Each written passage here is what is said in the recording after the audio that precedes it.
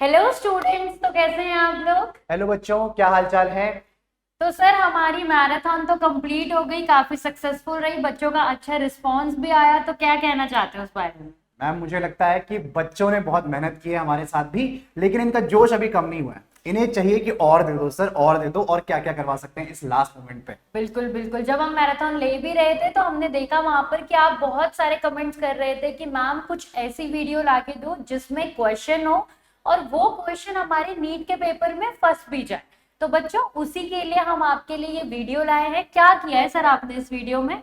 देखिए, हम लोग इतने टाइम से यहाँ पे टेस्ट ले रहे हैं और इतने टाइम से मॉक टेस्ट बना भी रहे हैं, मोर देन 50 मॉक टेस्ट, और डिफरेंट डिफरेंट जगह से हमने कल्बिनेशन भी किया है। तो कुछ क्वेश्चंस ऐसे होते हैं जहां हम देखते हैं कि बार बार रिपीट हो रहा है। अगर ma'am different different mock test में हर जगह कोई क्वेश्चन रिपीट हो रहा है, पीवाईक्यू में भी आ रहा है, इसका मतलब उसकी प्रोबेबिलिटी बहुत ज्यादा है, वो बहुत इंपॉर्टेंट टॉपिक है। और बस यही हमने पेपर प्रेडिक्टर में किया है। बहुत सिंपल काम है। आपको 11th क्लास का एक पेपर दिया गया है और 12th क्लास का एक पेपर दिया गया है, और आपको हमारे साथ बिल्कुल जैसे हम सॉल्व कर रहे हैं, हमारे साथ ही साथ सॉल्व कर रहे हैं। अच्छा मैम, इसके लिए इनको एक काम करना होगा। अभी वीडियो स्टार्ट होने वाला है, लेकिन आप क्या करेंगे, पहले उसका ऑडियो ऑफ कर दीजिए। अगर आप एनालिसिस खुद से करना चाहते हैं, जहां पे डाउट आ रहा है फिर से देखिए, उस चीज को बैक करके फिर से देख लेना, लेकिन हमारे साथ साथ करते रहिए ऑडियो ऑफ करके, ताकि आपको हमारी ऐसे डिस्टरबेंस ना हो हमारी आवाज से। बिल्कुल बिल्कुल। तो बच्चों आपको पता चल चुका है कि हम आपको दो पेपर दे रहे हैं, बिल्कुल नीट का पैटर्न है, 45 क्वेश्चन जैसे आते हैं। टाइमर लगाइए, हम बोलते हैं कि 45 क्वेश्चन आप अभी के लिए 40 मिनट्स में सॉल्व करने की कोशिश करो, है ना। नहीं होता है कोई बात नहीं, वापस से सॉल्व करना, लेकिन अभी के लिए एक अपना टारगेट सेट कर लो कि हाँ 40 मिनट्स में हम 45 क्वेश्चन सॉल्व करके ही रहेंगे। तो इस वाली वीडियो से आपको बहुत हेल्प होने वाली है। ये जो हमने क्वेश्चंस दिए हैं काफी एनालिसिस के बाद दिए हैं, जैसे कि सर ने बताया ही आपको। ठीक है, अब हम छोटी सी इंफॉर्मेशन आपको और देने वाले हैं। वो बच्चे जो ये वाला नीट दे रहे हैं, ठीक बात है, लेकिन वो अपना जो टारगेट है वो 2026 या फिर 2027 को कर रहे हैं, तो उनके लिए हमारे पास एक बहुत ही अच्छा ऑफर है। उनकी तैयारी हम करवाएंगे एकदम पर्सनलाइज लेवल पे। हमारे यहाँ डॉक्टर आनंद मनी रेजिडेंशियल स्कूल रन होता है, जहां पर हम एक रेजिडेंशियल प्रोग्राम रन करते हैं। इसकी इंफॉर्मेशन आपको कहाँ मिलेगी बच्चों। कुछ नहीं करना, आपको जाना है गूगल पे सर्च करना है डॉक्टर आनंद मनी। वहां पर आपको पहला हाइपर लिंक मिलेगा, उसको क्लिक कर दो। वहां पर आपको सारी इंफॉर्मेशन है, जैसे कि मान लो आपका जो भी प्रोग्राम आपको लेना है, ड्रॉपर प्रोग्राम, व्यू डिटेल्स पर क्लिक कर दिया। ये जो ड्रॉपर प्रोग्राम है ये टारगेट कर रहा है 2026 को। तो आप इस पूरी इंफॉर्मेशन ले सकते हो। अगर ये रेजिडेंशियल प्रोग्राम है तो आपको पता होना चाहिए कि कौन सी फैकल्टीज आपको पढ़ा रही है, आपको कब सोने का मौका दिया जाएगा, कब लाइब्रेरी टाइम होगा, कैसी लाइब्रेरी मिलेगी और कितनी बुक्स प्रोवाइड होगी, सब कुछ आपको पता होना चाहिए एडमिशन लेने से पहले। तो आप यहाँ पर पूरा ओवरव्यू ले सकते हो हमारे रेजिडेंशियल प्रोग्राम का। देखो फैकल्टीज भी दे रखी हैं आपको कौन कौन पढ़ाएगी, जो कि आपका मेन इन्फॉर्मेशन होना चाहिए। दूसरा, अगर आपको लगता है कि यहाँ पर कुछ इन्फॉर्मेशन नहीं है, मुझे पूछना है, तो आप इस दिए गए फोन नंबर पे कॉल कर सकते हो और पूरी इंफॉर्मेशन ले सकते हो। सो वेलकम स्टूडेंट्स, आपको हमसे पढ़ने का मौका मिलेगा 24/7। आप हमारी निगरानी में रहेंगे, आप पे बहुत नजर रखी जाएगी, बिल्कुल आवारागर्दी करने का मौका ही नहीं दिया जाएगा। चल, तो अब ये तो हो गई छोटी सी इंफॉर्मेशन। अब हम चलते हैं अपने वापस वीडियो पे। सो बच्चों वीडियो को देखो और फिर हमें बताओ आपका क्या स्कोर रहा दोनों पेपर। ठीक है, चलिए स्टार्ट करते हैं वीडियो को अब। तो बेटा स्टार्ट करते हैं हम क्लास 11th के फुल सिलेबस टेस्ट से। तो देखिए पहला ही क्वेश्चन क्या आपके सामने, the first question is the true statement from the following statement. इनमें से कौन कौन से स्टेटमेंट आपके ट्रू है। First one is PH3 and BiCl5 do not exist. ये बात क्या ट्रू है या फॉल्स है। ये बात बिल्कुल करेक्ट है कि ये दोनों ही कंपाउंड जो होते हैं आपके एग्जिस्ट नहीं करते हैं। PH5 और BiCl5 दोनों ही एग्जिस्ट नहीं करते। ऐसा क्यों होता होगा। देखिए PH5 के केस में क्या है कि हाइड्रोजन के पास इतनी पावर है ही नहीं कि वो P के जो लोन पेयर्स हैं, कैसा है देखो P का कॉन्फ़िगरेशन कैसा है, ये एक NP3, एक सेकेंड, ये एक NH2, अच्छा ठीक से ही लिख देते हैं, NH2 भी क्यों लिखना है, मैं इसे लिख देता हूं, ये एक 3S2 और 3P3 वाला कॉन्फ़िगरेशन। अब अगर इसे 5 बॉन्ड बनाने हैं तो इन इलेक्ट्रॉन्स को एक्साइट होना पड़ेगा, और हाइड्रोजन के पास इतनी इलेक्ट्रोनेगेटिविटी नहीं है, इतनी पावर नहीं है कि इसको एक्साइट करवा पाए। इसलिए ये कंपाउंड नहीं बनता है। BiCl5 ये कंपाउंड भी नहीं बनता है। ऊपर से नीचे आप जाते हैं, ऊपर से नीचे आप आते हैं तो क्या होता है, आपकी लोअर ऑक्सीडेशन स्टेट यानी कि +3 वाली ऑक्सीडेशन स्टेट ज्यादा स्टेबल होती रहती है। ठीक है, तो ये स्टेटमेंट तो बिल्कुल करेक्ट है। Next is p/d bond is present in SO2, ये बात बिल्कुल करेक्ट है बेटा। आप सल्फर डाइऑक्साइड का कुछ स्ट्रक्चर बनाएंगे तो कुछ इस तरीके से बनेगा। ऑक्सीजन का जो 2p इन्वॉल्व होता है और जो d बॉन्ड होता है वो किसका होता है, सल्फर के d ऑर्बिटल जो कि वैकेंट होते हैं वहां से ये बॉन्ड बनता है। तो p/d bond is present in SO2 is absolutely correct. Next one is electrons travel at the speed of light, ये बात हो गई इनकरेक्ट। जो इलेक्ट्रॉन्स की स्पीड होती है it is approximately 1% the speed of light, 1% of c, 1% होती है स्पीड ऑफ लाइट के, ना कि स्पीड ऑफ लाइट के बराबर होता है वो। Next one is SeF4 and CH4 have same shape, ये बात बिल्कुल इनकरेक्ट है। क्यों? CH4 तो बहुत सिंपल है भैया, आपका CH4 क्या है, दिस इज योर CH4, ऐसा कुछ आपका CH4 बनेगा, यानी कि एक टेट्राहेड्रल टाइप का कंपाउंड बनेगा। कैसा? एक टेट्राहेड्रल टाइप का कंपाउंड बनेगा।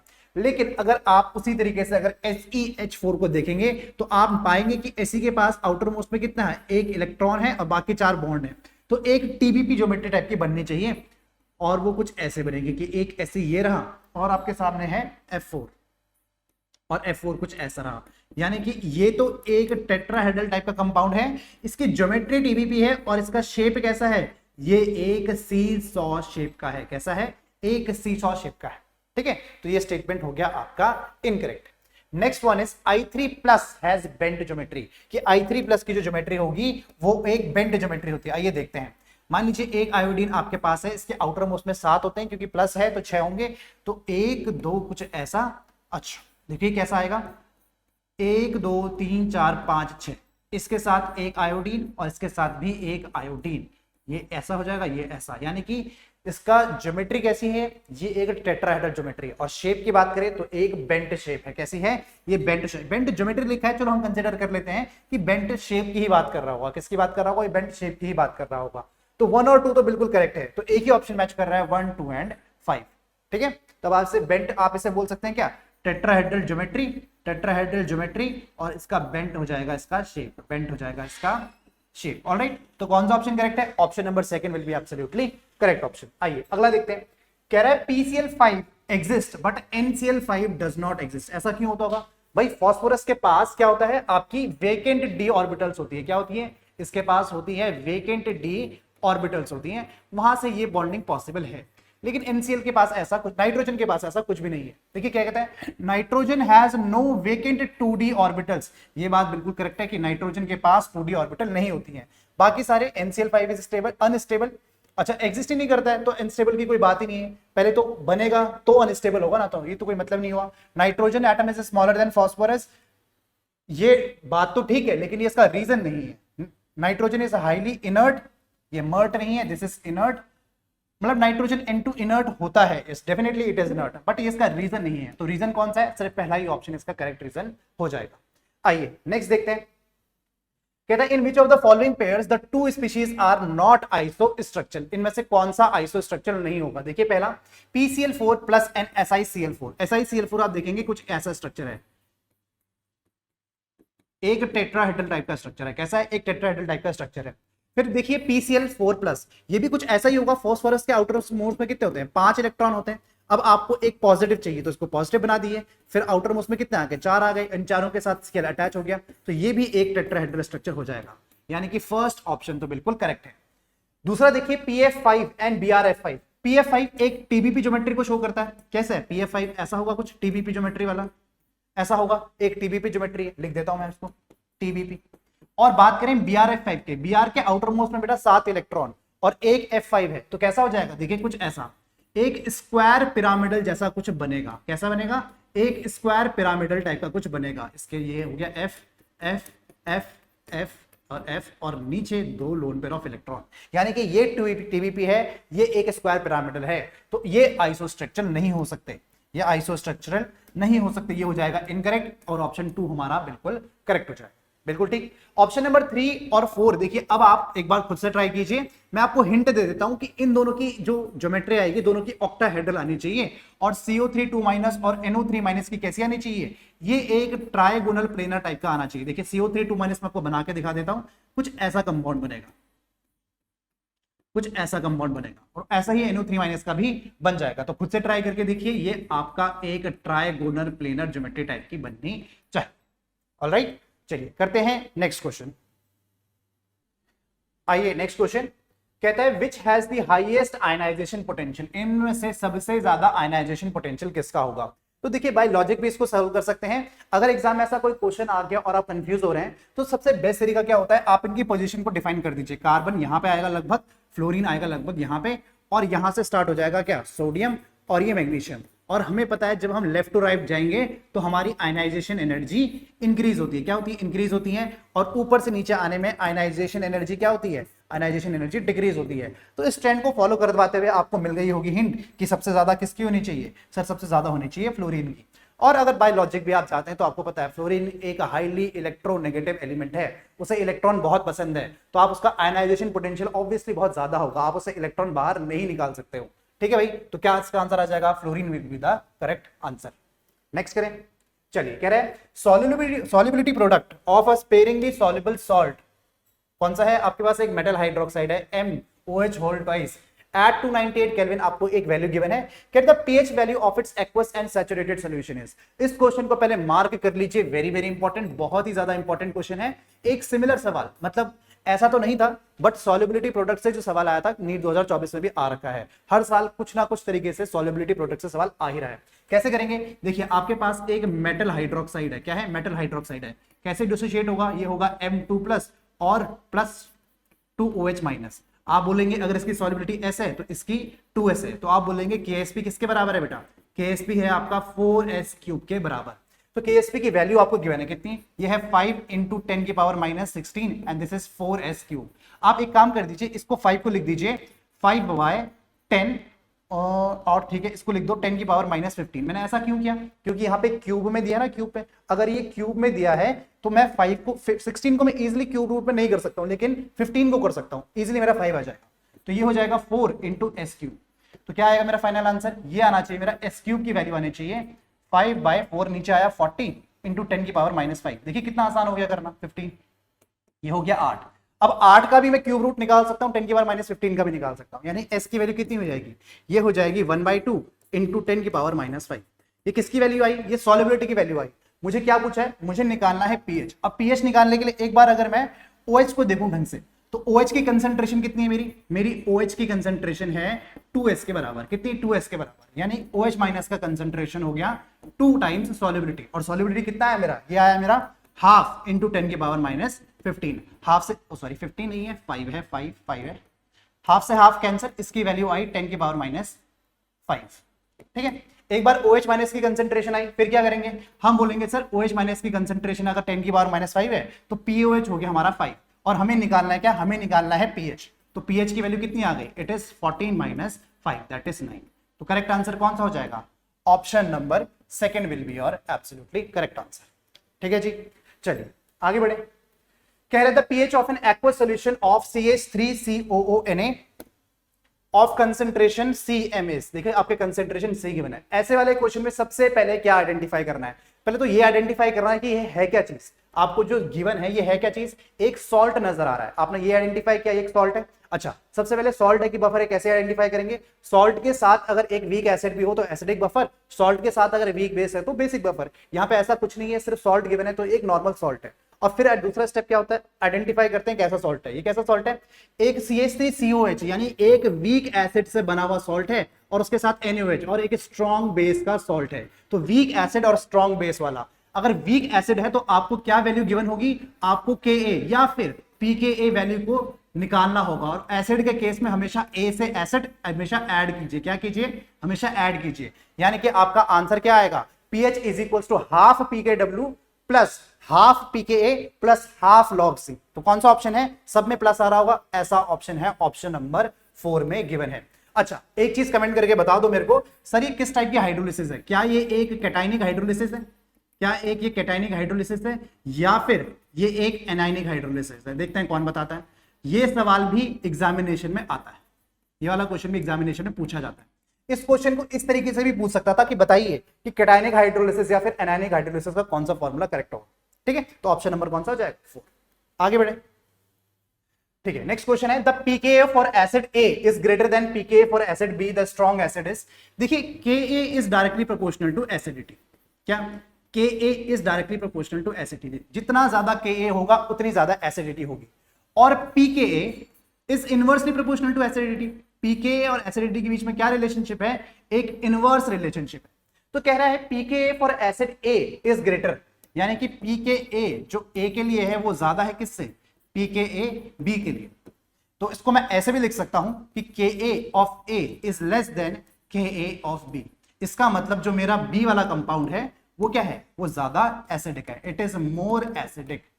तो कह रहा है द स्ट्रॉन्ग एसिड इज कौन है? Acid number B is more acidic. Alright, चलिए कह रहा है for which salt the pH of its solution does not change with dilution. Very very important question, बहुत ही देखिए कितना एक थ्योरेटिकल, फिजिकल केमिस्ट्री से एक थ्योरेटिकल क्वेश्चन है, लेकिन कॉन्सेप्ट तो लगता ही है। कह रहा है कि किस सॉल्यूशन के लिए, किस सॉल्ट के लिए आपका डाइल्यूशन के साथ pH चेंज नहीं होगा। तो ऐसे कौन सी वाली सॉल्ट्स होती है जिनके पे कोई फर्क नहीं पड़ता? देखिए जो आपकी स्ट्रॉन्ग एसिड और स्ट्रॉन्ग बेस वाली सॉल्ट है, इनका हाइड्रोलिसिस तो होता ही नहीं है, इनका हाइड्रोलिसिस होता ही नहीं है, तो इनको तो हटा देते हैं। आपकी जो वीक एसिड और वीक बेस वाली सॉल्ट होती हैं, इसका जो पीएच का फॉर्मूला आता है ये कितना आता है? ये आता है half pKw plus half pKa minus half pKb, ये फॉर्मूला रहता है। और आप देखेंगे कि इसमें कंसंट्रेशन का कोई रोल नहीं है, क्योंकि इसमें कंसंट्रेशन का कोई रोल नहीं है तो ऐसी वाली सॉल्ट्स को डाइल्यूशन का कोई भी फर्क नहीं पड़ता है। तो कैसी सॉल्ट है? वीक एसिड और वीक बेस। आइडेंटिफाई कीजिए ये कैसी है? ये एक वीक बेसिक और स्ट्रॉन्ग, वीक बेस और स्ट्रॉन्ग एसिड वाली सॉल्ट है। CH3CONH4, हाँ ये एक वीक एसिड और वीक बेस वाली सॉल्ट है। CH3CONA ये एक वीक एसिड और स्ट्रॉन्ग बेस वाली सॉल्ट है। तो करेक्ट ऑप्शन कौन सा हो जाएगा? Option number second will be absolutely correct answer. आगे देखिए, अच्छा लीजिए मैम। चलो हेलो बच्चों, चलो अब ऑर्गेनिक का क्वेश्चन देखते हैं क्या कहता है। Which of the following species is aromatic. अगर आपको एरोमेटिक स्पीशीज देखनी है तो आपको मेनली क्या क्या देखना होता है? आपके पास रूल है। पहला रूल क्या होता है आपको देखना है, वो क्या होना चाहिए? Cyclic in nature. साइक्लिक कैसे देखोगे? आपके पास प्रेजेंट होनी चाहिए एक रिंग। दूसरा आपके पास वो कैसा होना चाहिए? प्लेनर नेचर का होना चाहिए। तो प्लेनर कैसे देखोगे? आपके पास सारे कार्बन मोस्टली क्या होने चाहिए? sp2 hybridise. तीसरा क्या होना चाहिए? कंजुकेशन। अच्छा, ये कंजुकेशन कैसे देखेंगे? यहां पर हम रेजोनेंस से कंजुकेशन देखते हैं कि हर एक कार्बन जो भी रिंग का है वो क्या पार्टिसिपेट करना चाहिए? रेजोनेंस में।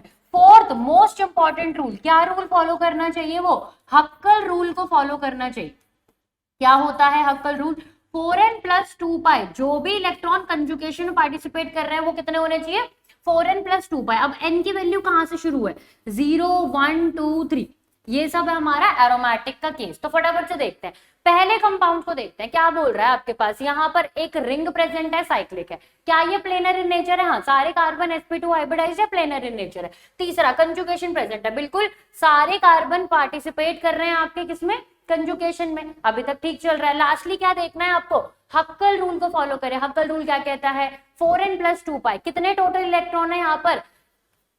4 इलेक्ट्रॉन है जो यहाँ पर कंजुगेशन में पार्टिसिपेट कर रहे हैं। तो ये कौन सा रूल फॉलो कर रहा है? 4n रूल फॉलो कर रहा है, जो कि कैसा हो गया? ये एंटी एरोमेटिक इन नेचर हो गया। क्लियर होती है इतनी बातें? तो ये तो नहीं होगा। नेक्स्ट आ जाओ। नेक्स्ट बोल रहा है आपके पास ये वाला स्पीशीज, क्या ये साइक्लिक है? क्या ये प्लेनर है? क्या यहाँ पर कंजुगेशन प्रेजेंट है?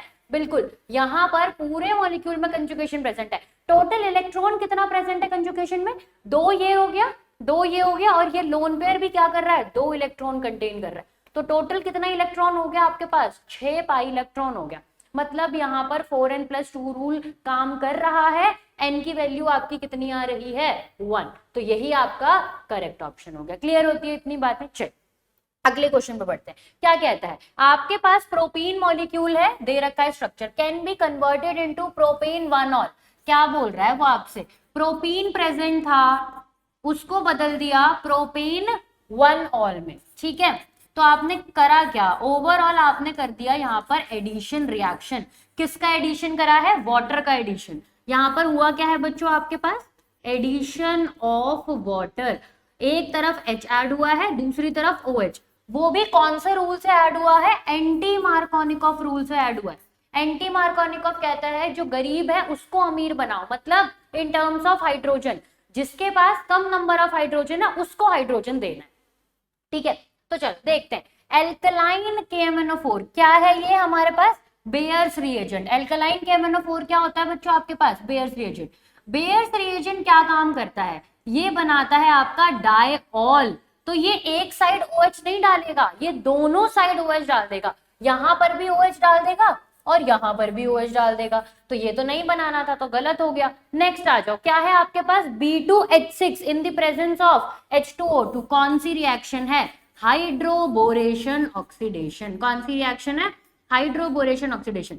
ये क्या करती है, एंटी मार्कोनिकॉफ को ही फॉलो करती है और क्या करती है, एडिशन ऑफ वाटर ही करती है। तो जरूरी नहीं है कि B2H6 लिखा है, अगर आपके पास ये इस तरीके से लिखा आ जाए BH3, तब भी आपको समझ जाना है ये कौन सी रिएक्शन है, this is your hydroboration oxidation reaction. Next आ जाओ, O3 in the presence of zinc dust. ये ऑक्सीडेशन तो करेगा, पर कैसे, ये आपका बना देगा aldehyde and ketone molecule. Last आ जाओ, क्या है, ऑक्सीमर्क्यूरेशन डीमर्क्यूरेशन। तो ये एडिशन ऑफ वाटर तो करेगा, लेकिन किस तरीके से, मार्कोनिकॉफ रूल के तरीके से करेगा। इसका मतलब ये क्या बनाएगा आपके पास, ये प्रोडक्ट बनाएगा कुछ इस तरीके से। CH के पास OH जाएगा और यहां पर आपका डबल बॉन्ड हटा के क्या लगा देगा, वो CH3 लगा देगा। क्लियर होती है इतनी बातें। चलिए अगला क्वेश्चन देखते हैं। Compound which gives acetone on ozonolysis. Ozonolysis करना है, बहुत इजी है ओजोनोलिसिस का प्रोडक्ट बनाना। डबल बॉन्ड तोड़ो, जो भी डबल बॉन्डेड कार्बन प्रेजेंट है दोनों, उसको डबल बॉन्ड O दे दो।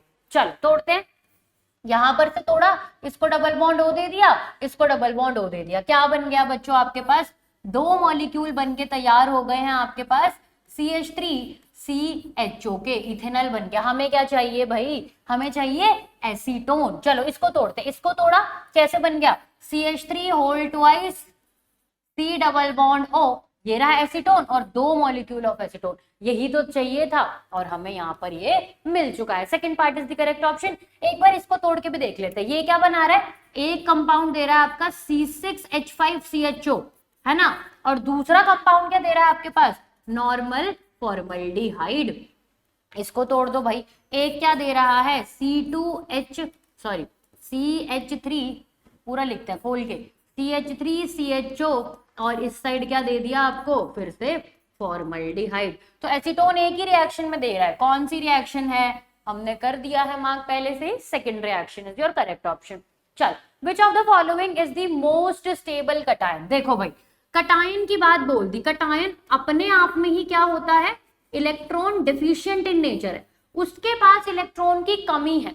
अगर उसको स्टेबलाइज करना है तो हमें उसे इलेक्ट्रॉन प्रोवाइड करना पड़ेगा, और प्रोवाइड कौन से ग्रुप करते हैं, इलेक्ट्रॉन डोनेटिंग ग्रुप। अगर आपने इलेक्ट्रॉन विड्रॉइंग ग्रुप लगा दिया तो वो उसको और किस तरफ ले जाएगा, डीस्टेबलाइज कर देगा, अनस्टेबल बना देगा। तो यहाँ पर देखो, डायरेक्ट फ्लोरीन लगा दिया मतलब -I दिखाएगा, क्या करेगा, डीस्टेबलाइज। ये नॉर्मल CH3 हो गया। यहाँ पर दो दो +I वाले ग्रुप लगे हैं, क्या करेगा, स्टेबलाइज। सेम बात यहाँ पर भी लागू होती है, डीस्टेबलाइज। तो हमारा करेक्ट ऑप्शन कौन सा मैच कर गया, second part is the correct option. IUPAC name लिखना है, फटाफट से लिख दो। ईथर मॉलिक्यूल है, छोटे पार्ट को किसकी तरह ट्रीट करेंगे, एल्कोक्सी की तरह, और बड़े पार्ट को किसकी तरह ट्रीट करेंगे, एल्केन की तरह। तो बताओ फटाफट से, एल्कोक्सी बोल रही हूँ, कितने कार्बन की चेन है, एक, तो इसका क्या नाम पड़ जाएगा, this will be known as methoxy. अगर यहाँ पर एल्केन की तरह ट्रीटमेंट है तो नंबरिंग करनी पड़ेगी, कहां से नंबरिंग स्टार्ट होगी, बिल्कुल फंक्शनल ग्रुप को जो भी सब्स्टिट्यूएंट है उसको लोएस्ट प्रायोरिटी दोगे, मतलब लोएस्ट पॉसिबल नंबर दोगे। कैसे हो जाएगा, 1 2 3 4। क्या नाम पड़ गया इसका, नाम पड़ गया है 2 पे लगा हुआ है मिथॉक्सी, और पूरा मॉलिक्यूल कितने कार्बन की चेन, ब्यूट, सारे सिंगल बॉन्ड एन। तो क्या नाम पड़ गया, 2 मिथॉक्सी ब्यूटेन। मिल रहा है क्या आपसे ऑप्शन, बिल्कुल मिल रहा है, second part is your correct option. चलो भाई, विच of the following species is not electrophilic in nature. देखो इलेक्ट्रोफाइल कैसे ढूंढते हो, पहला कंडीशन पॉजिटिवली चार्ज हो, लेकिन पॉजिटिवली चार्ज होने के साथ साथ वो क्या कंटेन करे, वो एम्प्टी ऑर्बिटल या फिर क्या बोल दो वेकेंट ऑर्बिटल कंटेन करे। क्लियर होती है इतनी बातें? चलिए बहुत ही बढ़िया है, आगे बढ़ते हैं। दूसरा हम कैसे देखते हैं, दूसरी कंडीशन होती है आपके पास एक्सपैंडेड इलेक्ट्रोड, मतलब आप ऑक्टेट रूल से देख सकते हो, है ना। तो दूसरी कंडीशन है आपके पास ऑक्टेट रूल की। ऑक्टेट रूल में दो तरीके से देखते हो, एक है इनकम्प्लीट ऑक्टेट, मतलब उसको इलेक्ट्रॉन की जरूरत है, वो इलेक्ट्रॉन डेंसिटी चाहता है, तो इनकम्प्लीट ऑक्टेट हो गया। दूसरा हो गया एक्सपैंडेड ऑक्टेट, उसके पास इतना सारा पॉजिटिव चार्ज है कि वो किसकी तरह बिहेव करेगा, इलेक्ट्रोफाइल की तरह। तो ये कंडीशन है आपकी। देखते हैं Cl positive, positively charge, empty D orbital, बिल्कुल ठीक बात है। नेक्स्ट आ जाओ BH3, इसके पास तो ऑक्टेट ही कंप्लीट नहीं है, इनकम्प्लीट ऑक्टेट, इलेक्ट्रोफाइल, बिल्कुल ठीक बात है। नेक्स्ट आ जाओ H3O पॉजिटिव, बेशक से उसके पास पॉजिटिव चार्ज है, लेकिन इलेक्ट्रॉन को एक्सेप्ट करने के लिए उसके पास कोई भी एम्प्टी ऑर्बिटल नहीं है, जिसकी वजह से वो इलेक्ट्रोफाइल की तरह बिहेव नहीं कर सकता और अपना लोन पे डोनेट करके बैठा है, मतलब न्यूक्लियोफाइल की तरह भी बिहेव नहीं कर सकता। NO2 पॉजिटिव, यहां पर क्या प्रेजेंट है बच्चे, देखो इस तरीके से होता है हमारे पास NO2 पॉजिटिव। तो कैसे प्रेजेंट होगा, मान लो आपके पास क्या प्रेजेंट है, इसको मैंने ऐसे बना दिया, मान लो आपके पास यहाँ पर पॉजिटिव चार्ज है, इलेक्ट्रॉन दोगे, ये पाई बॉन्ड क्या कर देगा, क्लीव कर देगा, तो ये भी इलेक्ट्रॉन को एक्सेप्ट कर सकता है। तो इसके पास एम्प्टी ऑर्बिटल नहीं है, पर इसके पास पाई बॉन्ड है, जो पाई बॉन्ड टूटेगा और वहां पर वो इलेक्ट्रॉन को एक्सेप्ट कर लेगा। अगला क्वेश्चन देखते हैं, which combination of odd with respect to oxidation number of S, Cr, N and H। इसका मतलब वो पूछ रहा है कि कौन सा ऑड वन आउट है ना। चलो देखते हैं, एक बार देखते हैं क्या है हमारे पास, SO H2SO5, ठीक है। तो ये क्या है आपकी, कौन सी ऑक्सीडेशन स्टेट दिखाता है यहाँ पर, ये +6 दिखाता है। H2S2O8 ये भी क्या दिखाता है, +6। H2SO4 ये भी क्या दिखाता है, +6। SF6 ये भी क्या दिखाता है, +6। तो ये तो सारे ही सेम है, कोई ऑड वन आउट तो कुछ दिख नहीं रहा। नेक्स्ट आ जाओ, K2Cr2O7 क्या दिखाएगा, +6, ये भी क्या दिखाएगा, +6। नेक्स्ट आ जाओ +6, कैसा स्ट्रक्चर होता है इसका, फटाफट से कमेंट सेक्शन में कमेंट करके बताओ मुझे। CrO5 का स्ट्रक्चर बहुत ही प्यारा स्ट्रक्चर है। नेक्स्ट आ जाओ, क्रोमाइल क्लोराइड फिर कौन सी स्टेट में है, +6, तो ये भी ऑड वन आउट नहीं हुआ। यहां पर देखते हैं ये कौन सी ऑक्सीडेशन स्टेट पे है, -3। NH4 पॉजिटिव में कौन सी ऑक्सीडेशन स्टेट पे है, -3। यहां पर कौन सी ऑक्सीडेशन स्टेट पे, ध्यान से देखेंगे, N3H हो गया है, तो कैसे प्रेजेंट है, -1/3, तो यही मुझे ऑड वन आउट लग रहा है। नेक्स्ट आ जाओ, ये कौन सी ऑक्सीडेशन स्टेट पे है, मोर इलेक्ट्रोनेगेटिव एलिमेंट जुड़ा हुआ है इस बार इससे, कौन सी ऑक्सीडेशन स्टेट पे है, दिस इज +5। क्लियर होती है इतनी बातें, +5 है +3 है, बताओ फटाफट से। इसको मान लो x, -4 इक्वल्स टू -1, तो x की वैल्यू कितनी आ गई, +3, तो कौन सी ऑक्सीडेशन स्टेट पे है, +3 ऑक्सीडेशन स्टेट में। यहां पर आपके पास ऑक्सीडेशन स्टेट चेंज हो रही है बार बार, इसका मतलब यही क्या है, ऑड वन आउट। एक बार ना लास्ट वाला हाइड्रोजन भी देख लेते हैं, मेटल के साथ बनाएगा bond, less electronegative element as compare to hydrogen, क्या रखेगा अपने ऊपर, नेगेटिव चार्ज, -1, ये भी -1, -1, मतलब यहां पर ऑड वन आउट किसका निकल के आ रहा है, more than one oxidation state किसकी निकल के आ रही है, थर्ड पार्ट की।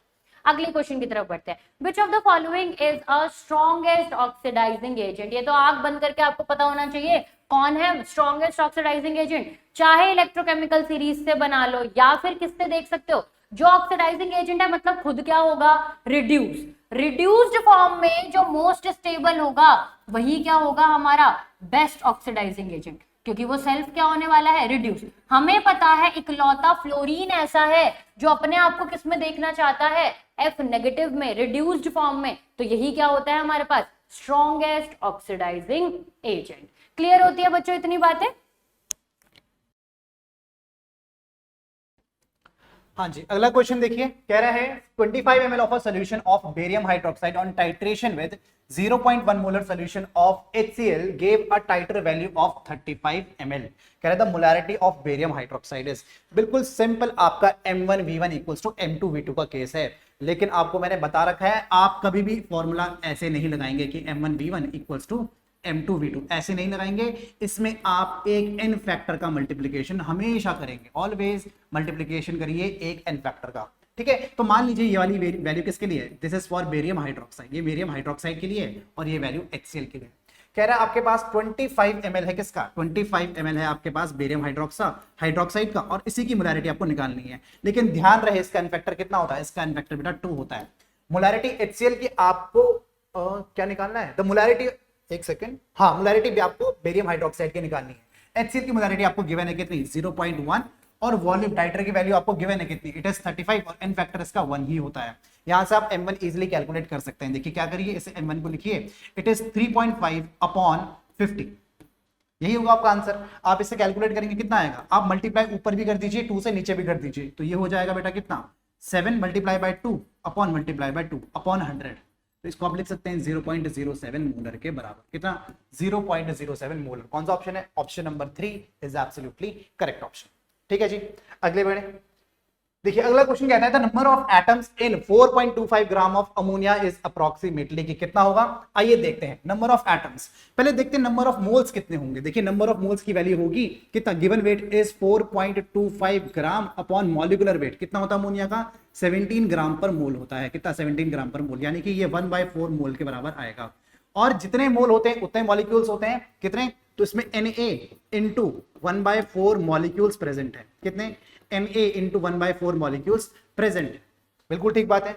एक मॉलिक्यूल में कितना एटम नजर आ रहा है आपको अमोनिया में, एक एटम एक मॉलिक्यूल में आ रहा है, एक molecule is equals to how many atoms, is equals to 4 atoms, यानी एक नाइट्रोजन का और 3 हाइड्रोजन के, इज इक्वल्स टू 4 एटम्स। बस अपना फाइनल आंसर लिखिए, इट इज Na इंटू 1/4, और एक मॉलिक्यूल में कितने, 4 एटम्स, यानी कि आपका आंसर कितना आना चाहिए, Na एटम्स के बराबर ही आना चाहिए। ऐसा कौन सा ऑप्शन है जहां पे Na है, पहले ही ऑप्शन में है 6 × 10⁻23, तो option number first will be absolutely correct option, ठीक है जी। चलिए आगे बढ़ते बेटे,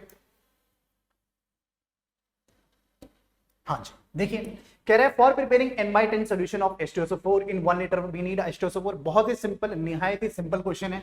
क्या देखना है आपको, मोलैरिटी का फॉर्मूला लिखना है बस, molarity is equals to number of moles upon volume in V, अगर लीटर में है तो कोई प्रॉब्लम नहीं है, जैसे कि इस क्वेश्चन में है। देखिए m की वैल्यू आपको गिवन है 1/10, नंबर ऑफ मोल्स क्या होता है, given weight upon molecular weight, given weight but आपको निकालना है, मॉलिक्यूलर वेट H2SO4 का हो गया 98 और वॉल्यूम हो गया 1 लीटर के बराबर, यानी गिवन वेट की वैल्यू कितनी आ गई, ये आ गई 9.8 ग्राम्स के बराबर। कौन सा ऑप्शन करेक्ट है भाई, फर्स्ट ऑप्शन ही हमारा करेक्ट ऑप्शन हो जाएगा, ठीक है। काफी इजी क्वेश्चन था, चलिए कोई बात नहीं, अगला देखते हैं। कह रहा है इफ 1 ml ऑफ वाटर, हाँ ये क्वेश्चन काफी इंटरेस्टिंग है। If 1 ml of water contains 20 drops, आपको देखो क्या दिया है, 1 ml में दी है कितनी ड्रॉप्स, आपको दी है 20 ड्रॉप्स, 20 ड्रॉप्स, ऑलराइट। कह रहा है then number of molecules in a drop of water is, एक ड्रॉप में कितने मॉलिक्यूल ऑफ वाटर होंगे। देखिए इन क्वेश्चन में, इस टाइप के जो क्वेश्चंस होते हैं इनमें बाय इनहेरेंट प्रॉपर्टी आप लेके चलते हैं। अगर आप 22.4 लीटर वाला कॉन्सेप्ट लेके चलेंगे तो आपका आंसर हो जाएगा गलत। ऐसा क्यों है, क्योंकि 22.4 लीटर किस में होता है, ये होता है एट एसटीपी, और एसटीपी वाली कंडीशन आपको नहीं गिवन है, आपको नॉर्मल सिचुएशन दी है। इस वाले क्वेश्चंस में आपको इनहेरेंट प्रॉपर्टी वाटर की लेनी पड़ती है। वो क्या है, वो है कि वाटर की डेंसिटी 1 ग्राम पर ml के बराबर होती है। यानी कि अगर आप डेंसिटी वाटर की कंसिडर करेंगे 1 ग्राम पर ml, तो 1 ml का मतलब होगा 1 ग्राम, ठीक है। 1 ml का मतलब होगा 1 ग्राम, यानी कि 1 ml में 20 ड्रॉप है, उसका मतलब 1 ग्राम में 20 ड्रॉप है। अच्छा 1 ग्राम को अगर मैं मोल्स में लिखना चाहूं तो मैं कैसे लिखूंगा, मैं लिखूंगा 1/18 मोल्स, ऐसे लिखूंगा। और मॉलिक्यूल्स में लिखूंगा तो कैसे लिखूंगा, मैं लिखूंगा 1/18 इंटू 6 इंटू 10⁻23 मॉलिक्यूल्स। बिल्कुल सही बात, यानी कि 20 ड्रॉप का मतलब है 1/18 इंटू 6 इंटू 10⁻23 मॉलिक्यूल्स। अब आपसे सवाल पूछा जा रहा है the number of molecules in a drop of water, कि एक ड्रॉप में कितने होंगे भाई, ये होंगे 1/20 इंटू 6/18 इंटू 10⁻23 मॉलिक्यूल्स। आप इसे सॉल्व करेंगे, क्या आएगा, ये आएगा 3, यानी कि 1/60।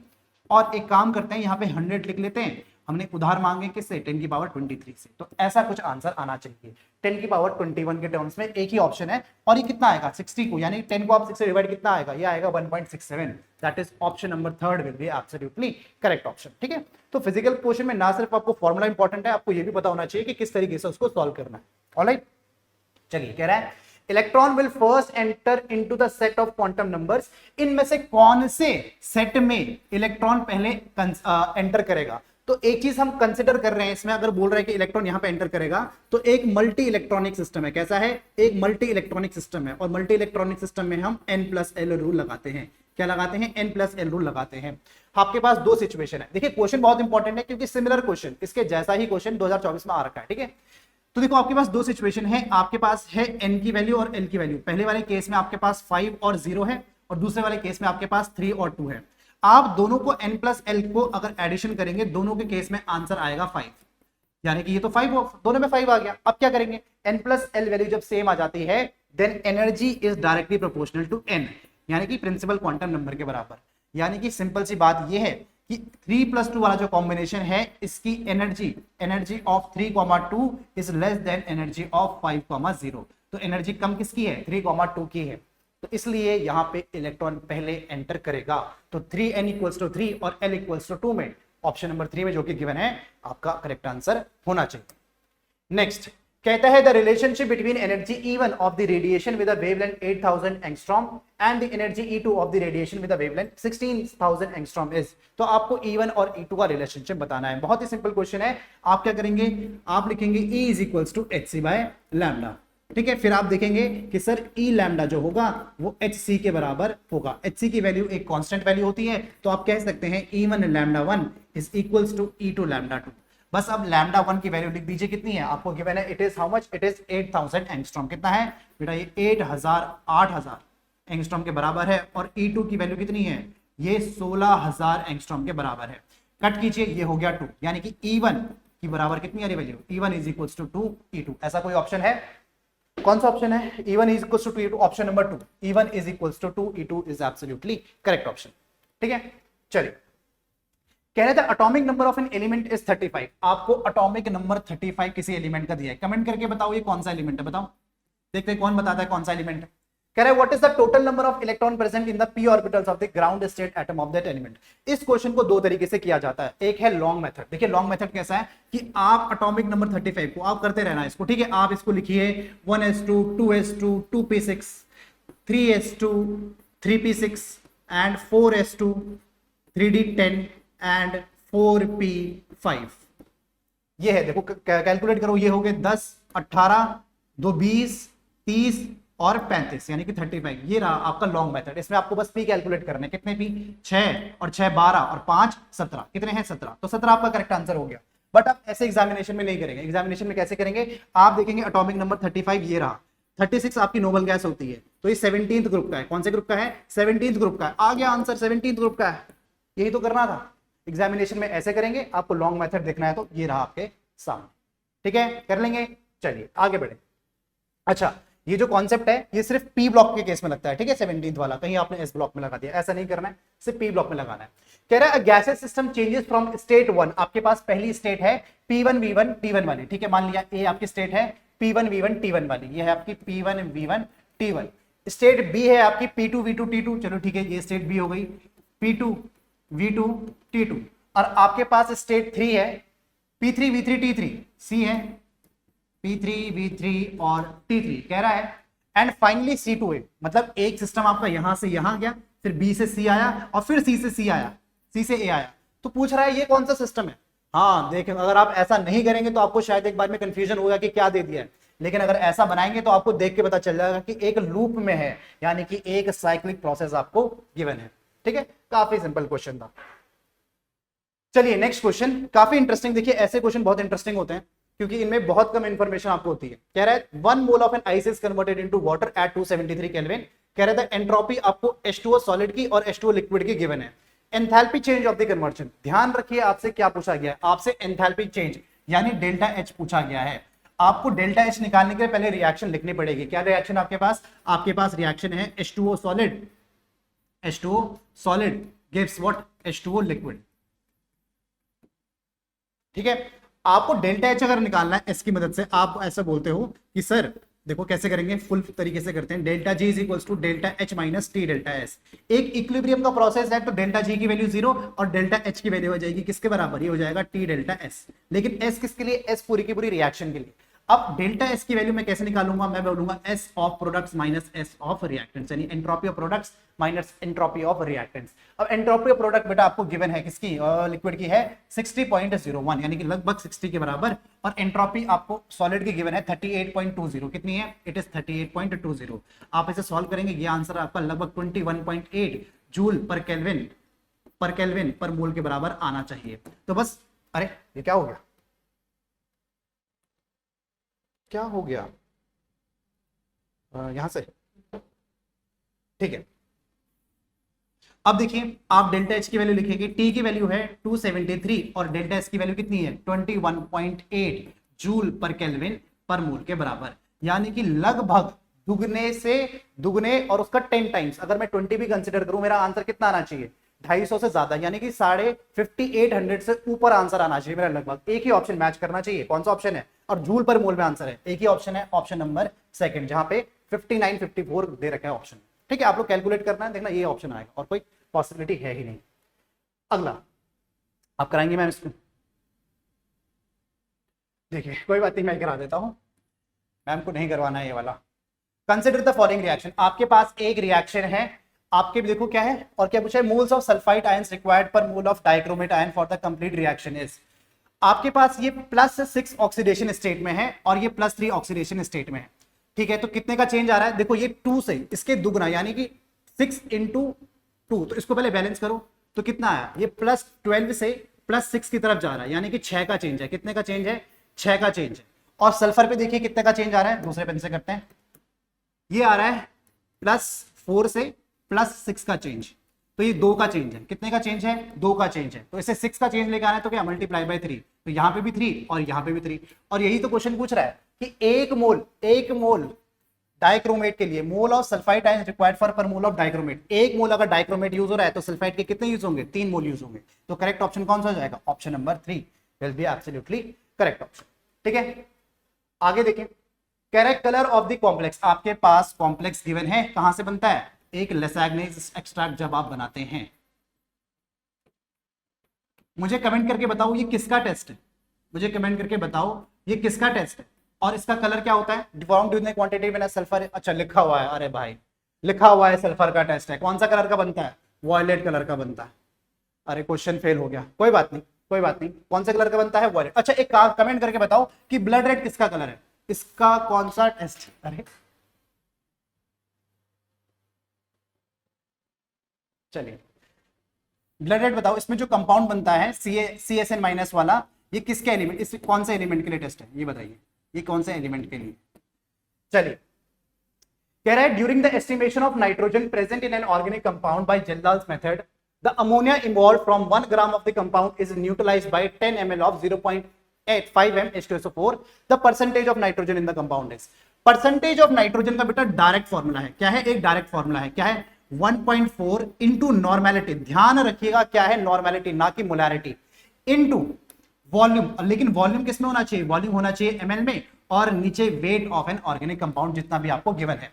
तो 1.4 की जगह रखा 1.4, और नॉर्मेलिटी देखो आपको नॉर्मेलिटी नहीं गिवन है, आपको कितना गिवन है, 0.5 मोलर है, कितना है 0.5 मोलर, तो इट इज 0.5 और इंटू 2, क्योंकि H2SO4 का n फैक्टर होता है 2, और वॉल्यूम इन ml कितना है, 10 ml आपको गिवन है, 10 ml आपको गिवन है, और वेट ऑफ ऑर्गेनिक कंपाउंड कितना है, ये एक ही है, तो कितना आ जाएगा, 0.5 इंटू 2 हो गया 1, और 1.4 इंटू 10 कितना हो गया, ये हो गया 14। तो आपका आंसर आना चाहिए कितना, 14% के बराबर। कौन सा ऑप्शन है, option number 2 is absolutely correct option. अगला ऑर्गेनिक का क्वेश्चन है, चलो बच्चों देखते हैं अब क्या है हमारे पास, the heat of hydrogenation will be minimum for, क्या होता है, हम ये जानते हैं कि heat of hydrogenation is inversely proportional to, चलो बच्चों तो अगला क्वेश्चन क्या कहता है, the heat of hydrogenation will be minimum for, देखो हमारे पास क्या रिलेशन होता है, heat of hydrogenation is inversely proportional to stability, है ना, is inversely proportional to stability of alkene, है ना, यही तो होता है। तो जितना ज्यादा स्टेबल होगा उतनी कम हीट ऑफ हाइड्रोजनेशन होगी, मतलब वो मिनिमम ही पूछ रहा है, तो मुझे सबसे ज्यादा स्टेबल एल्कीन चाहिए। चलो देखते हैं इस वाली एल्कीन की स्टेबिलिटी कैसे डिफाइन होगी। नंबर ऑफ अल्फा हाइड्रोजन, यहाँ पर कितने हैं, CH3 हो गया, यहाँ पर कितना हो गया, 2 हाइड्रोजन, यहाँ पर भी 2 हाइड्रोजन, तो 6 यहाँ पर हो गया, 2 यहाँ पर हो गया, तो 10 अल्फा हाइड्रोजन तो यहाँ पे हो गया। इधर की बात करते हैं, इधर का अल्फा हाइड्रोजन काउंट करो, 2 यहाँ पर हो गया और 1 यहाँ पर हो गया, तो 3 अल्फा हाइड्रोजन। अभी तक के लिए तो फर्स्ट ऑप्शन ही करेक्ट ऑप्शन है।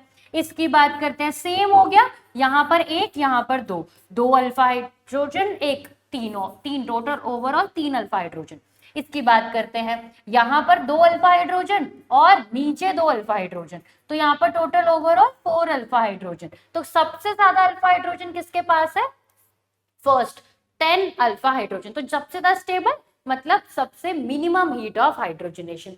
अगला क्वेश्चन देखते हैं, major product of the given reaction. आपके पास यहाँ पर एक एल्कीन प्रेजेंट है जो कैसी होती है, इलेक्ट्रॉन रिच इन नेचर। यहाँ पर क्या प्रेजेंट है, HBr, कैसे होगा, H प्लस देगा, Br नेगेटिव, तो इलेक्ट्रॉन रिच है, H प्लस मिल गया, इलेक्ट्रॉन डेफिशिएंट मॉलिक्यूल मिल चुका है, क्या कर देगा, अटैक कर देगा, किसकी फॉर्मेशन करेगा, कार्बोकैटायन की फॉर्मेशन करेगा। तो बना दो भाई, यहां पर हो चुका है CH3, यहां पर बन चुका है CH पॉजिटिव, उसके साथ में एक CH मॉलिक्यूल PH मतलब अपने फिनाइल रिंग के साथ है, और साथ में लगा दो CH2 CH3। अब देखो हम बोलते हैं whenever there is a formation of carbocation there is a possibility of rearrangement। तो देखते हैं क्या यहाँ पर रीअरेंजमेंट करेगा, बिल्कुल। अगर ये यहाँ पर शिफ्ट हो जाए तो ये क्या बन जाएगा, बेंजाइलिक इन नेचर, जो कैसा होता है, काफी स्टेबल होता है एज कंपेयर टू नॉर्मली जो अभी ये सेकेंडरी इन नेचर है।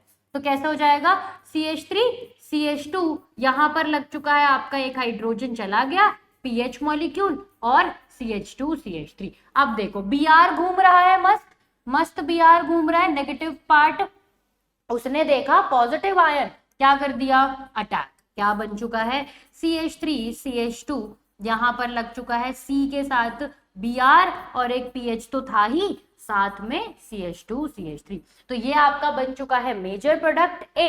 तो देखो फटाफट से कौन सा ऑप्शन मैच हो रहा है बच्चे, ऐसा ये कहां पर है, fourth part is your correct option.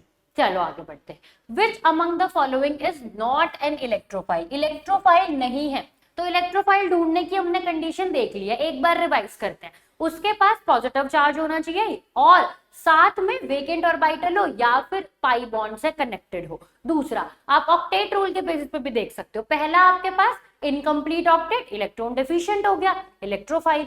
Expanded electrode मतलब एक्सपैंडेड ऑक्टेट, इसका मतलब उसके पास काफी सारा पॉजिटिव चार्ज है, फिर से इलेक्ट्रोफाइल की तरह बिहेव कर सकता है। तो यहाँ पर देखते हैं, Br पॉजिटिव, पॉजिटिवली चार्ज है, empty D orbital, electrophile. SO3 इसका ऑक्टेट क्या है, एक्सपैंडेड है, क्या हो गया, इलेक्ट्रोफाइल। NH4 पॉजिटिव, ये हमारा इलेक्ट्रोफाइल नहीं है, बेशक से इसके ऊपर पॉजिटिव चार्ज है, बट ना ही इसके पास पाई बॉन्ड है, ना ही इसके पास कोई वेकेंट ऑर्बिटल प्रेजेंट है, तो ये हमारा इलेक्ट्रोफाइल की तरह बिहेव नहीं कर सकता। नेक्स्ट आ जाओ, यहाँ पर क्या है, नाइट्रोजन एटम, नाइट्रोजन पे वेकेंट ऑर्बिटल नहीं है, पर साथ में क्या लगा हुआ है, O2 डबल बॉन्ड के साथ, तो वो कैसा होगा आपके पास, ऑक्टेट एक्सेप्ट करेगा, मतलब इलेक्ट्रॉन एक्सेप्ट करेगा और अपना पाई बॉन्ड क्लीव कर देगा। चलिए आगे बढ़ते हैं, विच among the following has highest boiling point. हमेशा एक ना एक क्वेश्चन मिल ही जाता है फिजिकल से।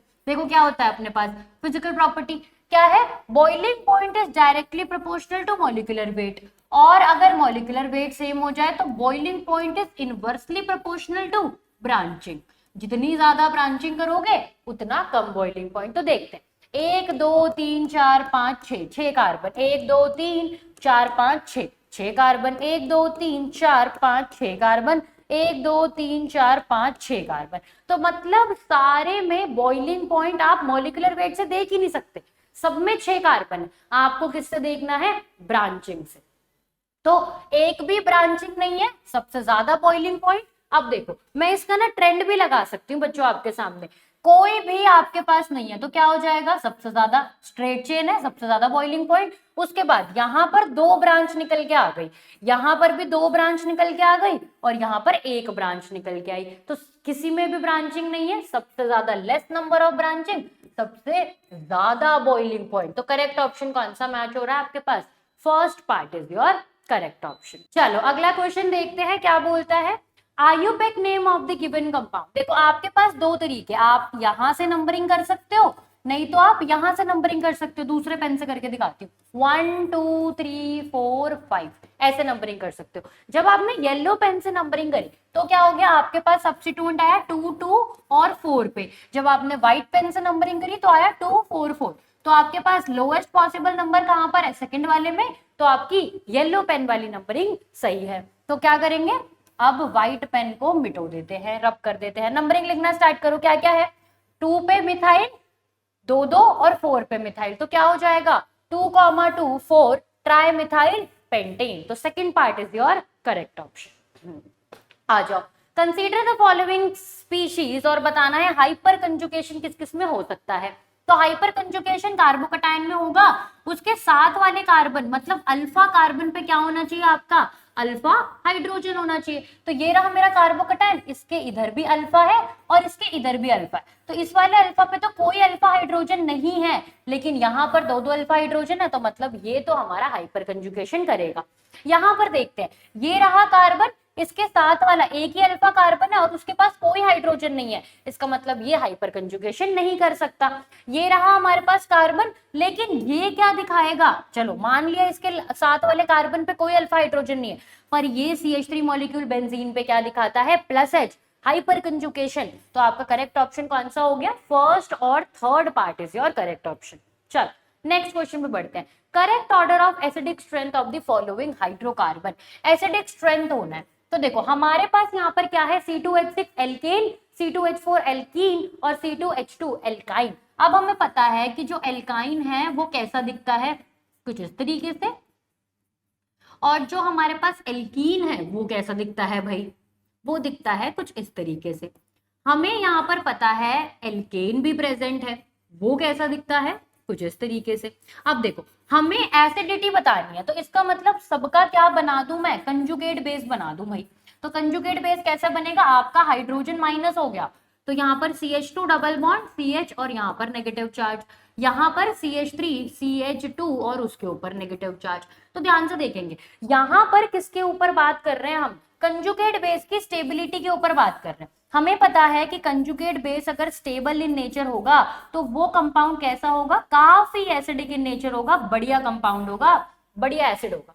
तो यहाँ पर देखते हैं, ये जो कंजुगेट बेस है इसका नेगेटिव चार्ज कहां पर है, sp पे, इसका कहां पर है sp2 पे, और इसका कहां पर है sp3 पे है। तो जैसे जैसे s करेक्टर बढ़ता है आपकी इलेक्ट्रोनेगेटिविटी बढ़ती है, और कोई भी इलेक्ट्रोनेगेटिव एटम अपने ऊपर नेगेटिव चार्ज को काफी अच्छे से स्टेबल कर लेता है। तो कैसे हो गया आपके पास, यहाँ पर sp वाला सबसे ज्यादा स्टेबल मतलब सबसे ज्यादा एसिडिक, उसके बाद sp2 और लास्टली sp3। तो आपका करेक्ट ऑप्शन कौन सा है, एल्काइन वाला मोस्ट एसिडिक, कहां पर है, थर्ड पार्ट में, फिर एल्कीन और फिर आपका एल्केन। चलिए अगले क्वेश्चन पे बढ़ते हैं, arrange the given carbonium ion into increasing order of stability. Stability बतानी है भाई, आप ध्यान से देखो, ये तो ट्रोपोलियम आयन आपका, मतलब यहाँ पर क्या प्रेजेंट है, this carbocation is aromatic in nature. तो एरोमेटिक कंपाउंड तो काफी स्टेबल होते हैं, ये कैसा है आपका 2 कार्बन, मतलब यहाँ पर 4n पाई इलेक्ट्रॉन यूज हो रहा है, इसका मतलब ये एंटी एरोमेटिक इन नेचर है। और ये कैसा हो गया, this is your non aromatic, है ना। तो यहाँ पर ट्रेंड क्या हो जाएगा, एरोमेटिक वाला सबसे ज्यादा स्टेबल, तो फर्स्ट फिर थर्ड और फिर एंटी एरोमेटिक सेकंड। कुछ ऐसा ऑप्शन दिख रहा है, फर्स्ट फिर थर्ड फिर सेकंड, बिल्कुल दिख रहा है, आपका third part is the correct option. अगले क्वेश्चन पे बढ़ते हैं, क्या कह रहा है, the compound which will not exhibit tautomerism. Tautomerism exhibit ना करे, क्या होता है टोटोमेरिज्म, आपके पास कार्बन ऑक्सीजन डबल बॉन्ड होना चाहिए और उसके साथ में एक अल्फा कार्बन हो जिसके पास क्या प्रेजेंट हो, अल्फा हाइड्रोजन। मतलब प्राइमरी कंडीशन क्या है टोटोमेरिज्म की, अल्फा हाइड्रोजन प्राइमरी कंडीशन है। उसके बाद देखते हैं, तो यहाँ पर ये रहा मेरे पास इंटरेस्ट का मॉलिक्यूल, दो दो अल्फा पोजीशन, दोनों के पास अल्फा हाइड्रोजन, तो ये तो मेरा टोटोमेरिज्म दिखाएगा। नेक्स्ट कंपाउंड पे बढ़ते हैं। यहां पर मेरे पास इंटरेस्ट का मॉलिक्यूल, इधर भी अल्फा पोजीशन, इधर भी अल्फा। ये वाला जो अल्फा कार्बन है इसके पास हाइड्रोजन है क्या? नो अल्फा हाइड्रोजन, लेकिन यहाँ वाले मॉलिक्यूल के पास एक अल्फा हाइड्रोजन, तो ये आपका टोटोमेरिज्म दिखाएगा। नेक्स्ट आ जाओ फिर से, ये रहा मेरा इंटरेस्ट का मॉलिक्यूल, इसका पहला कार्बन क्या अल्फा हाइड्रोजन है, तो ये क्या करेगा आपका नॉर्मली दिखा देगा टोटोमेरिज्म। क्या पूछ रहा है? नॉट पूछ रहा है, एक ही ऑप्शन बच गया, या तो यू टिक कर लो या तो अपना रीजन समझते हैं। यहां पर ये रहा मेरे पास इंटरेस्ट का मॉलिक्यूल, इसके साथ वाला कार्बन नो अल्फा हाइड्रोजन, कोई अल्फा हाइड्रोजन नहीं। यहां पर क्या प्रेजेंट है बच्चों आपके पास? एक अल्फा हाइड्रोजन, पर क्या ये काम का अल्फा हाइड्रोजन है? ध्यान से देखते हैं। इसको बनाते हैं इनोल फॉर्म। क्या बनाते हैं? Enol form. यहां पर मैंने बना दिया कुछ इस तरीके का, ये है आपके पास नॉर्मल कंपाउंड, यहाँ पर आपका डबल बॉन्ड और ये हो गया OH। यही तो होता है आपके पास 1,3 टोटोमेरिज्म। कैसे बनाते हो? आपके पास ये 1, ये 2, ये 3, थर्ड वाले का जो भी हाइड्रोजन होता है वो 1 वाले पे शिफ्ट कर देते हैं, और जो डबल बॉन्ड होता है वो 2 और 3 के बीच में शिफ्ट कर देते हैं। अब देखो, ध्यान से देखो, इनोल फॉर्म तो बन गई, लेकिन जो इनोल फॉर्म बनी है उसमें इस वाले कार्बन की हालत देखो। ये जो कार्बन है इसकी हाइब्रिडाइजेशन क्या दिख रही है आपको? sp। sp हाइब्रिडाइजेशन में ये कैसा होना चाहिए था? लीनियर होना चाहिए था, लेकिन ये कैसा है? बेंट। तो क्या ये एग्जिस्ट करेगा कभी? नहीं, ये रिंग टूट जाएगी और हमारा मॉलिक्यूल ही एग्जिस्ट नहीं करेगा। इसका मतलब फोर्थ पार्ट आपका कभी भी टोटोमेरिज्म नहीं दिखा सकता। ठीक है, तो इतना ना रीजन सोचने नहीं बैठना, आप बस याद करो, आपका जब भी टोटोमेरिज्म आए आप देखना sp3 हाइब्रिडाइज्ड कार्बन होना चाहिए, और उस sp3 हाइब्रिडाइज्ड कार्बन का जो भी हाइड्रोजन होगा वो आपके काम का है, तब आप कर सकते हो बाइफरकेट। अब ये कार्बन कैसा है? This carbon is your sp2, तो यूं ही देखा और यूं ही कैंसिल आउट कर दिया। क्लियर है? तो रीजन पता है आपको क्यों नहीं करेगा, और आपने याद भी कर लिया। चलिए अब अगला क्वेश्चन देखते हैं क्या कह रहा है। चल देखिए नेक्स्ट क्वेश्चन है, विच among the following is an intensive property. Intensive property का मतलब कैसी है प्रॉपर्टी? हमारी नॉन एडिटिव प्रॉपर्टीज हैं। कैसी हैं? ये हमारी नॉन एडिटिव प्रॉपर्टीज हैं। आप सबको देखेंगे आपकी एंथैल्पी वॉल्यूम, आप वॉल्यूम एक मतलब 10 ml plus 10 ml equals to how much? It equals to 20 ml। तो यानी कि एडिटिव प्रॉपर्टी है। एंथैल्पी भी आप क्या करते हैं? एडिटिव करते हैं। आप एंट्रोपी को भी एडिटिव करते हैं, जैसे कि अभी मैंने थोड़ी देर पहले एक इक्वेशन में किया था, delta S is equals to S of products minus S of reactants, यानी कि सबको हम करते हैं। लेकिन प्रेशर बेटा आपकी इंटेंसिव नहीं। विच of the following is an intensive property? अच्छा, तो मैंने सबके सब एक्सटेंसिव मार्क कर दिए हैं, यानी कि ये सारी एक्सटेंसिव प्रॉपर्टी है, एडिटिव प्रॉपर्टीज है, ये सारी आपकी एक्सटेंसिव प्रॉपर्टीज है। ठीक है, और जो प्रेशर है आपकी, आप मानिए अगर मेरे पे अभी 1 एटमॉस्फेयर का प्रेशर लग रहा है, तो अगर इस बॉडी के मैं 2 पार्ट कर दूं तो उसमें भी 1 एटीएम और 1 एटीएम प्रेशर ही लगेगा, ऐसा नहीं कि वो हाफ हो जाए। तो pressure is always your intensive property. क्या है? ये आपकी एक इंटेंसिव प्रॉपर्टी होती है।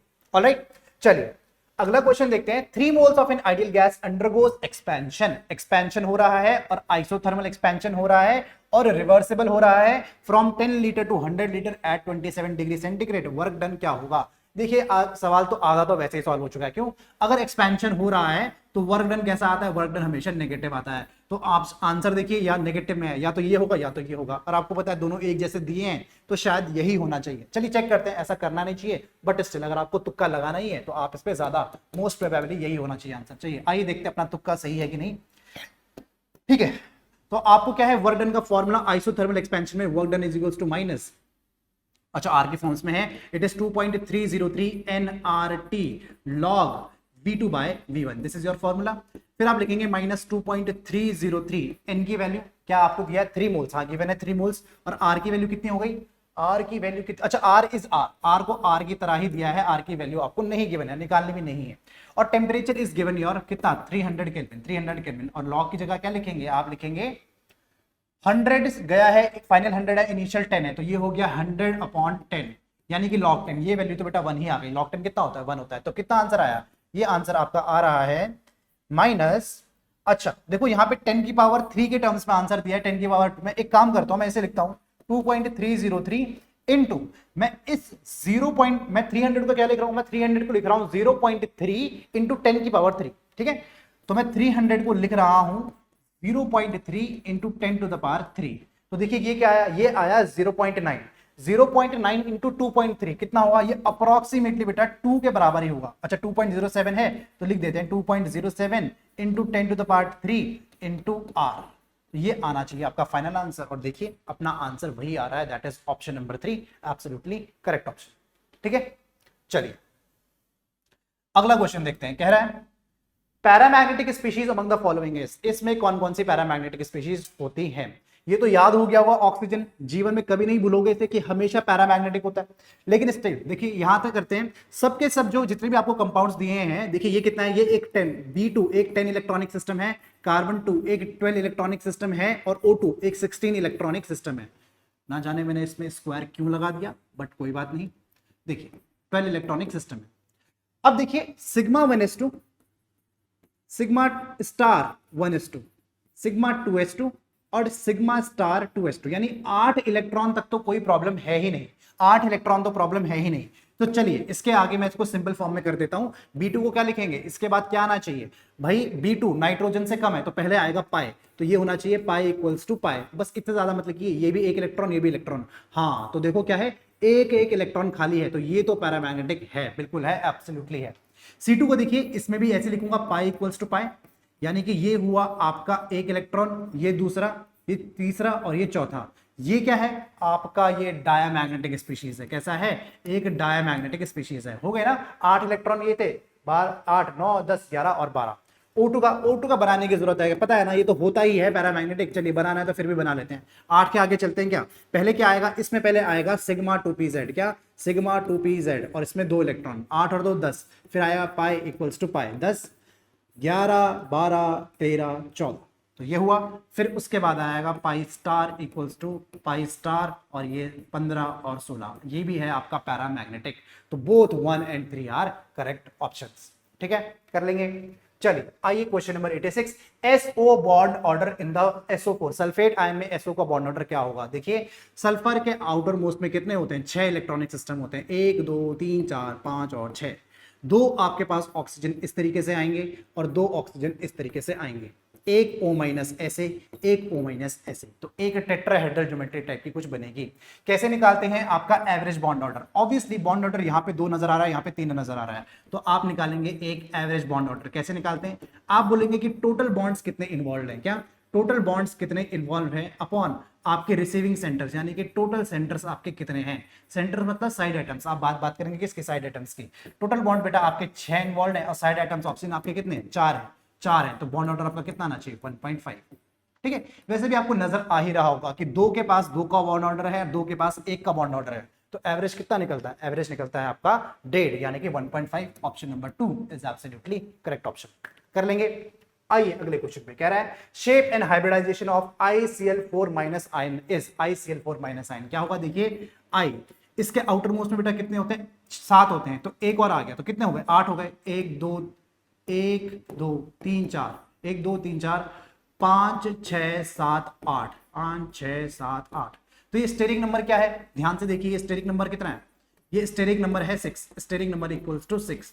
तो कैसी ज्योमेट्री होगी, ये एक स्क्वायर प्लेनर ज्योमेट्री आपकी होनी चाहिए, कुछ ऐसे। ये हो जाएगा Cl Cl Cl Cl, ये हो गया ऐसा, ये हो गया ऐसा, और एक ऑक्टाहेड्रल ज्योमेट्री आपकी, मतलब ऑक्टाहेड्रल हो जाएगी, और आपका जो शेप हो जाएगा क्या हो जाएगा, ये एक स्क्वायर प्लेनर शेप हो जाएगा। तो देखिए क्या है, टेट्राहेड्रल sp3 नहीं, आपका स्क्वायर प्लेनर है sp3d2, हाँ यही तो मैं कह रहा हूँ, ये बिल्कुल करेक्ट ऑप्शन है। सीसॉ और sp3d नहीं, स्क्वायर पिरामिडल है, पिरामिडल है नहीं, स्क्वायर पिरामिडल नहीं है, क्या है, स्क्वायर प्लेनर है। तो option number 2 is absolutely correct option.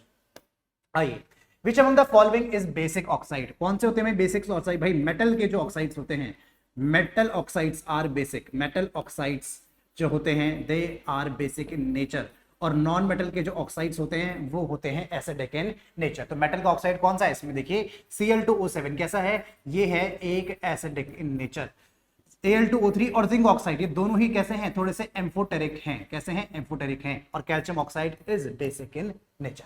ठीक है, आइए अगला क्वेश्चन करते हैं, correct the correct order of ionisation potential of the given elements is. ये क्वेश्चन हमने इस टेस्ट के स्टार्टिंग में ही किया था, जहां पे मैंने आपको बताया था कि फ्लोरीन एक हाईली इलेक्ट्रोनेगेटिव एलिमेंट है, और वैसे भी जब आप अक्रॉस द पीरियड मूव करते हैं तो आपकी आयनाइजेशन एनर्जी क्या करती है, ये इंक्रीज करती है। तो फ्लोरीन की तो सबसे ज्यादा होगी, इसमें तो कोई शक वाली बात नहीं है। तो एक ये ऑप्शन है, एक ये ऑप्शन है।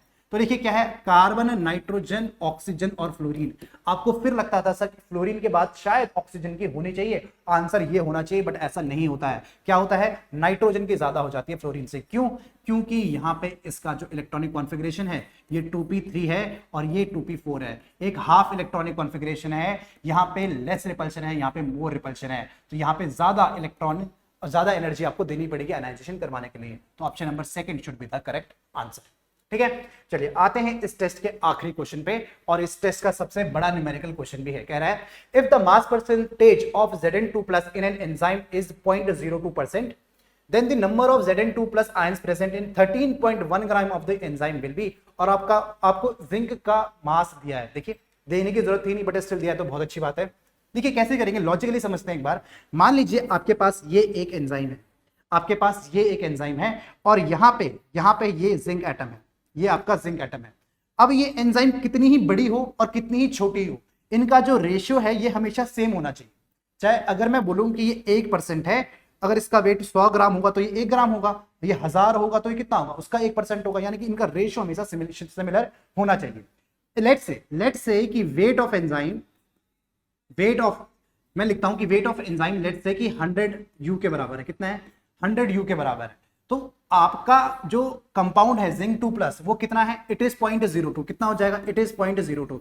और ये रेशियो हमेशा मेंटेन होना चाहिए। क्या, अगर एंजाइम आपकी 100 है तो जिंक आपका कितना है, इट इज 0.02। ये रेशियो हमेशा मेंटेन होना चाहिए। तो कह रहा है कि आपका जिंक 2+ आयंस 13.1 ग्राम एंजाइम में कितना होगा। पहले देखते हैं कि एंजाइम पहले 100 थी तो ये 0.02 था। अब अगर ये 13 पॉइंट कितना है, कहां गया, 13.1 है, तो मान लेते हैं ये x हो जाएगी। तो x क्यों, w लिखते हैं, w गिवन वेट, ये w हो जाएगा। तो w की वैल्यू कितनी आने वाली है, ये आएगी बेटा 13.1 इंटू 2/100 अपॉन 100। तो मैं इसको ऐसे ही रहने दे रहा हूं, इसको लिख देते हैं शॉर्ट में 26.2 इंटू 10⁻⁻⁴। तो ये आ गया क्या, ये आ गया गिवन वेट ऑफ जिंक। अब आपको निकालने हैं, क्या निकालना है, then the number of Zn2+ ions present in. ठीक है, एक बार निकालते हैं नंबर ऑफ मोल्स कितने होंगे। अब देखिए नंबर ऑफ मोल्स की वैल्यू क्या, गिवन वेट कितना हो गया, 26.2 इंटू 10⁻⁴ अपॉन 65। ये आ गया आपके नंबर ऑफ मोल्स किसके, जिंक आयंस के। अगर नंबर ऑफ मोल्स आ गए तो एटम्स निकल सकते हैं क्या, मतलब इसको मैं अगर Na से मल्टीप्लाई कर दूं तो मेरा आंसर आ जाएगा। तो इसको मल्टीप्लाई कर दीजिए किससे, Na से। तो सीधा ही कर दे रहा हूं यहाँ पे 6 इंटू 10⁻23। तो लगभग कितना आ जाएगा, इसको डिवाइड कीजिए, लगभग कितना, लगभग 66 होता है, लगभग अप्रोक्सीमेटली कितना 11 के बराबर। और ये कितना 2 जा 22 बचा 42 पॉइंट, लगभग अप्रोक्सीमेटली 2.4 के बराबर और इंटू 10⁻19 के बराबर। तो ऐसा कोई ऑप्शन है जो चमक रहा है, 2.4 इंटू 10⁻19। हाँ जी बिल्कुल होगा, option number 3 is absolutely correct. इसी के साथ आपके सारे के सारे क्वेश्चंस होते हैं फिनिश। आप मुझे कमेंट करके बता दीजिए कि सर हमारे कितने में से आउट ऑफ 45 आपने कितने सही किए हैं, आउट ऑफ 45 आपका कितना स्कोर है। इससे क्या होगा, अगर हर बच्चा जो इसको देख रहा है आपका एक असेसमेंट हो जाएगा बाकी बच्चों के कंपैरिजन में भी। ठीक है, तो हमको बेटर रिजल्ट मिलेगा। इसको सब कमेंट करेंगे भाई, अपना स्कोर सबके सब बच्चे कमेंट करेंगे कि आपके कितने नंबर बने हैं 45 में। ठीक है, चलिए कल हम करते हैं क्लास 12th का यूनिट टेस्ट, उसके लिए बिल्कुल रेडी रहिएगा, अटेंडेंस मार्क कर लीजिए। हेलो स्टूडेंट्स, तो कैसे हैं आप लोग। I hope you guys are doing well. So बिल्कुल बच्चों, जैसे हमने क्लास 11th की रिवीजन करी थी एक यूनिट टेस्ट के थ्रू, वैसे ही आज हम क्लास 12th की रिवीजन करेंगे, एक यूनिट टेस्ट सॉल्व करेंगे। तो इस यूनिट टेस्ट का पैटर्न वैसा ही होगा जैसा आपको नीट में देखने को मिलता है। 45 क्वेश्चन करेंगे। चल without wasting further time let's get started. पहला क्वेश्चन क्या कह रहा है, the rising boiling point of the solution containing 1.8 gram glucose in 100 gram of solvent is 0.1 degree Celsius. आपको क्या गिवन है, आपको डेल्टा टी भी गिवन है, कितना है 0.1 degree Celsius. The molar elevation constant of the liquid, क्या निकालना है आपको, के बी पूछ रहा है, के बी निकालना। आपके पास फॉर्मूला है delta T B equals to K B into I into M. तो वेंट ऑफ फैक्टर हो गया आई, एम क्या है मोलालिटी, मोलालिटी को और कैसे लिखोगे, मोलालिटी को और कैसे लिख सकते हो आप लोग, फॉर्मूला पुट करते हैं, थोड़ा सा खोल के लिख लेते हैं, क्या हो जाएगा आपके पास, number of moles of solute divided by weight of solvent. अगर वेट सॉल्वेंट का ग्राम्स में ले रहे हो तो मल्टीप्लाई करना पड़ेगा 1000 से। अब आपको क्या क्या चाहिए, आपको नंबर ऑफ मोल्स चाहिए। नंबर ऑफ मोल्स का आपके पास फॉर्मूला है WB डिवाइडेड बाय MB। क्या आपके पास WB है? बिल्कुल है। कितना दे रखा है? 1.8। WB इज योर 1.8 ग्राम। क्या आपके पास MB है? बिल्कुल, हमें ग्लूकोज का MB पता है कितना होता है, 180 ग्राम। हमारे पास WAB है, कितना है, 100 ग्राम। हमें ये सब क्वेश्चन में गिवन है। चलो भाई वैल्यू पुट करते हैं फटाफट से। डेल्टा TB 0.1 हो गया। वेंट ऑफ फैक्टर कितना हो जाएगा, ग्लूकोज है, glucose is a non electrolyte. अगर नॉन इलेक्ट्रोलाइट है इसका मतलब डिसोसिएट नहीं होगा, आपका went Hoff factor will be 1 put कर दिया। के भी आपको निकालना है, यहाँ पर कितना हो जाएगा 1.8 डिवाइडेड बाय 18, 180 इंटू में 100 और यहाँ पर लग चुका है 1000। तो 00 से 00 कैंसिल, एक और 0 कैंसिल, 1 और ये 10 हो जाएगा। तो केबी की वैल्यू कितनी आ रही है आपकी, 1। तो आपका करेक्ट ऑप्शन कौन सा मैच कर रहा है बच्चे, second part is your correct option. इतनी आसान कैलकुलेशन है। चलो आगे बढ़ते हैं। इन दी गैल्वेनिक सेल आपको देख रखा है, ये रहा आपका सॉल्ट ब्रिज। सॉल्ट ब्रिज के जो लेफ्ट साइड प्रेजेंट होता है वो क्या होता है आपके पास, एनोड। मतलब वहां पर क्या हो रहा है भाई, वहां पर ऑक्सीडेशन रिएक्शन हो रही है। जो राइट साइड प्रेजेंट है ये क्या है आपके पास, कैथोड। कैथोड में क्या होता है भाई, रिडक्शन रिएक्शन हो रही है। ठीक है भाई, इतना तो हमने इन्फर कर लिया। The electrons will travel in the external circuit. External circuit में इलेक्ट्रॉन कहां से कहां ट्रैवल कर रहा है, आपके पास ये रहा एनोड, यहाँ पर क्या प्रेजेंट है, Cu।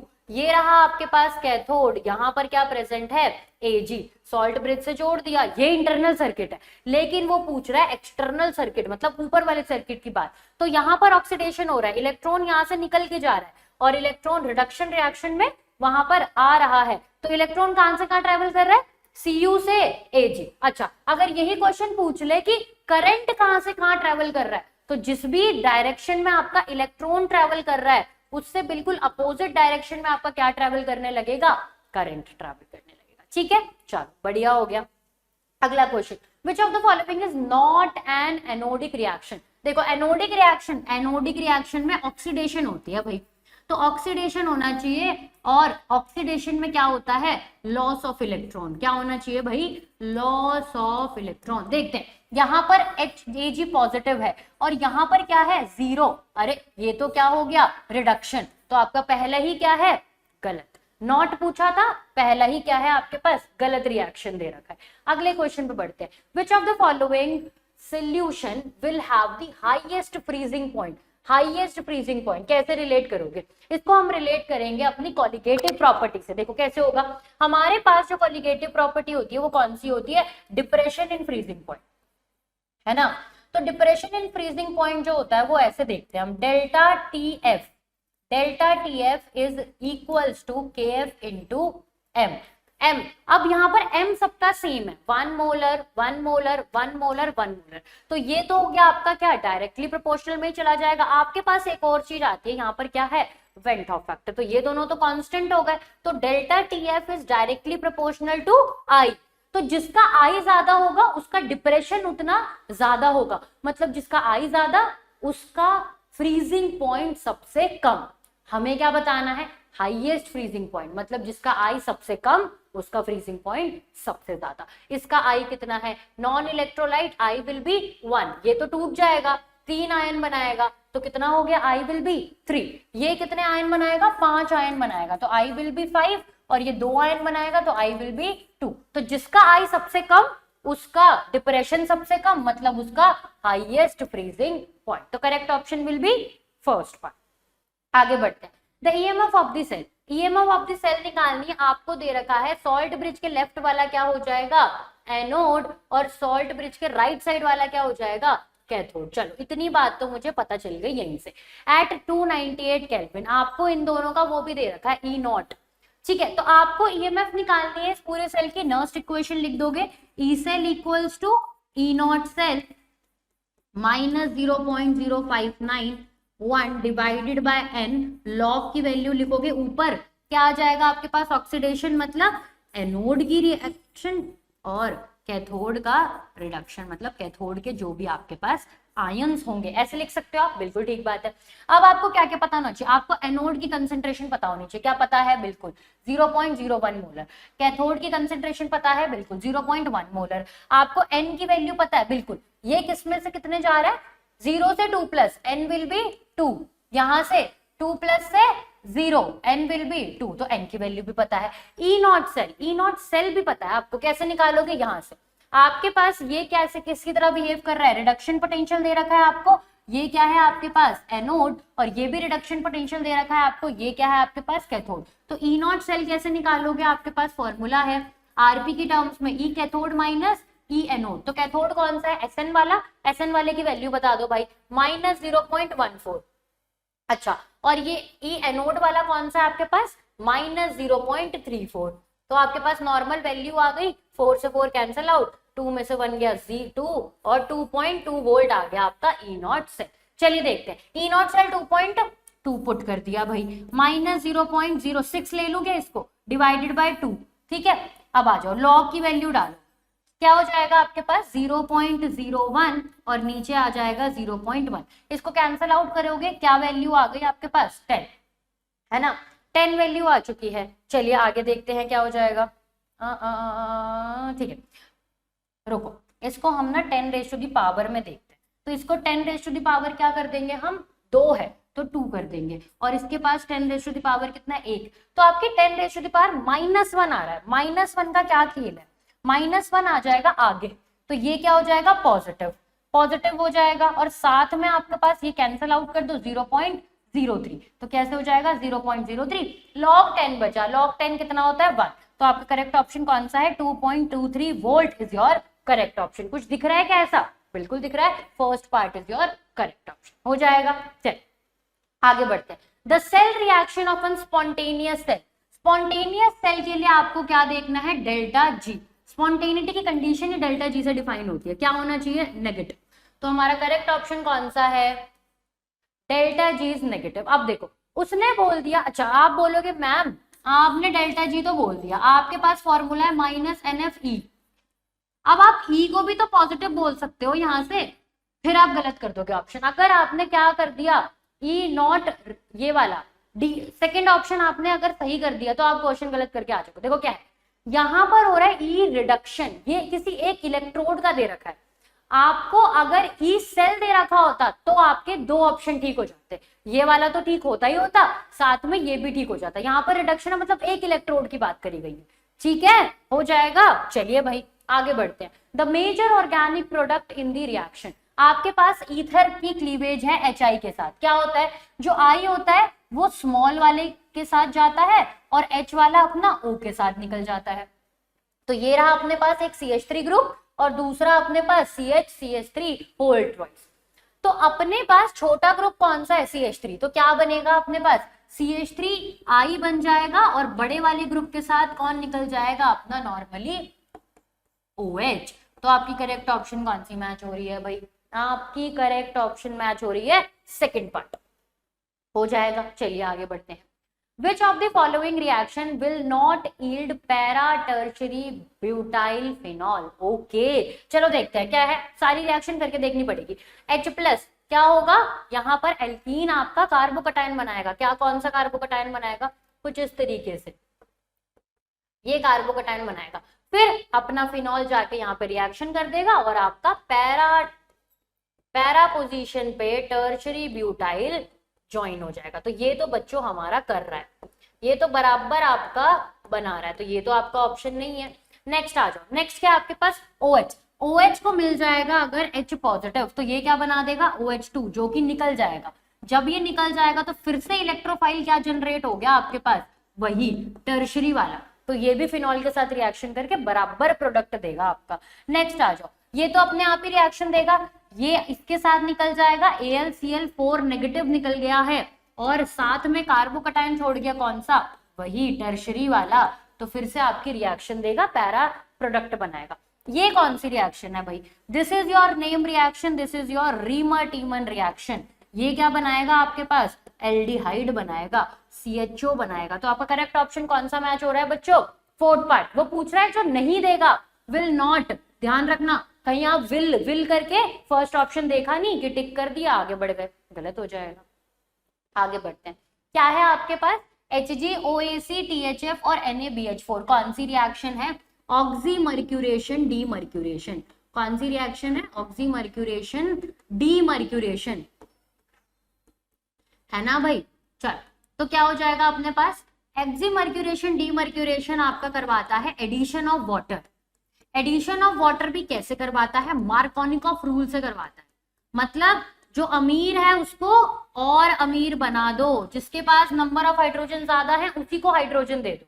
तो कैसे हो जाएगा, इस वाले के पास एक हाइड्रोजन, इस वाले के पास भी एक हाइड्रोजन। अब तो आप कंफ्यूज हो गए कि किसके पास ज्यादा हाइड्रोजन है। अब आपको क्या देखना है, मोर स्टेबल कार्बोकैटायन कहाँ बनेगा। तो यहाँ पर बनेगा तो सिर्फ ये CH3 उसको पार्टिसिपेट करवाएगा प्लस आई के थ्रू, मतलब हाइपर कंजुगेशन मान लो। यहाँ पर बनेगा तो यहाँ पर कौन है, अपना फिनाइल मॉलिक्यूल। फिनाइल मॉलिक्यूल उसको रेजोनेंस पार्टिसिपेट कराएगा, तो यहाँ वाला ज्यादा स्टेबल बनेगा और यहीं पे OH जाके अटैच होगा, इसको क्या मिल जाएगा, H। तो ऐसा कौन सा ऑप्शन आपका मैच कर रहा है बच्चों, third part is your correct option.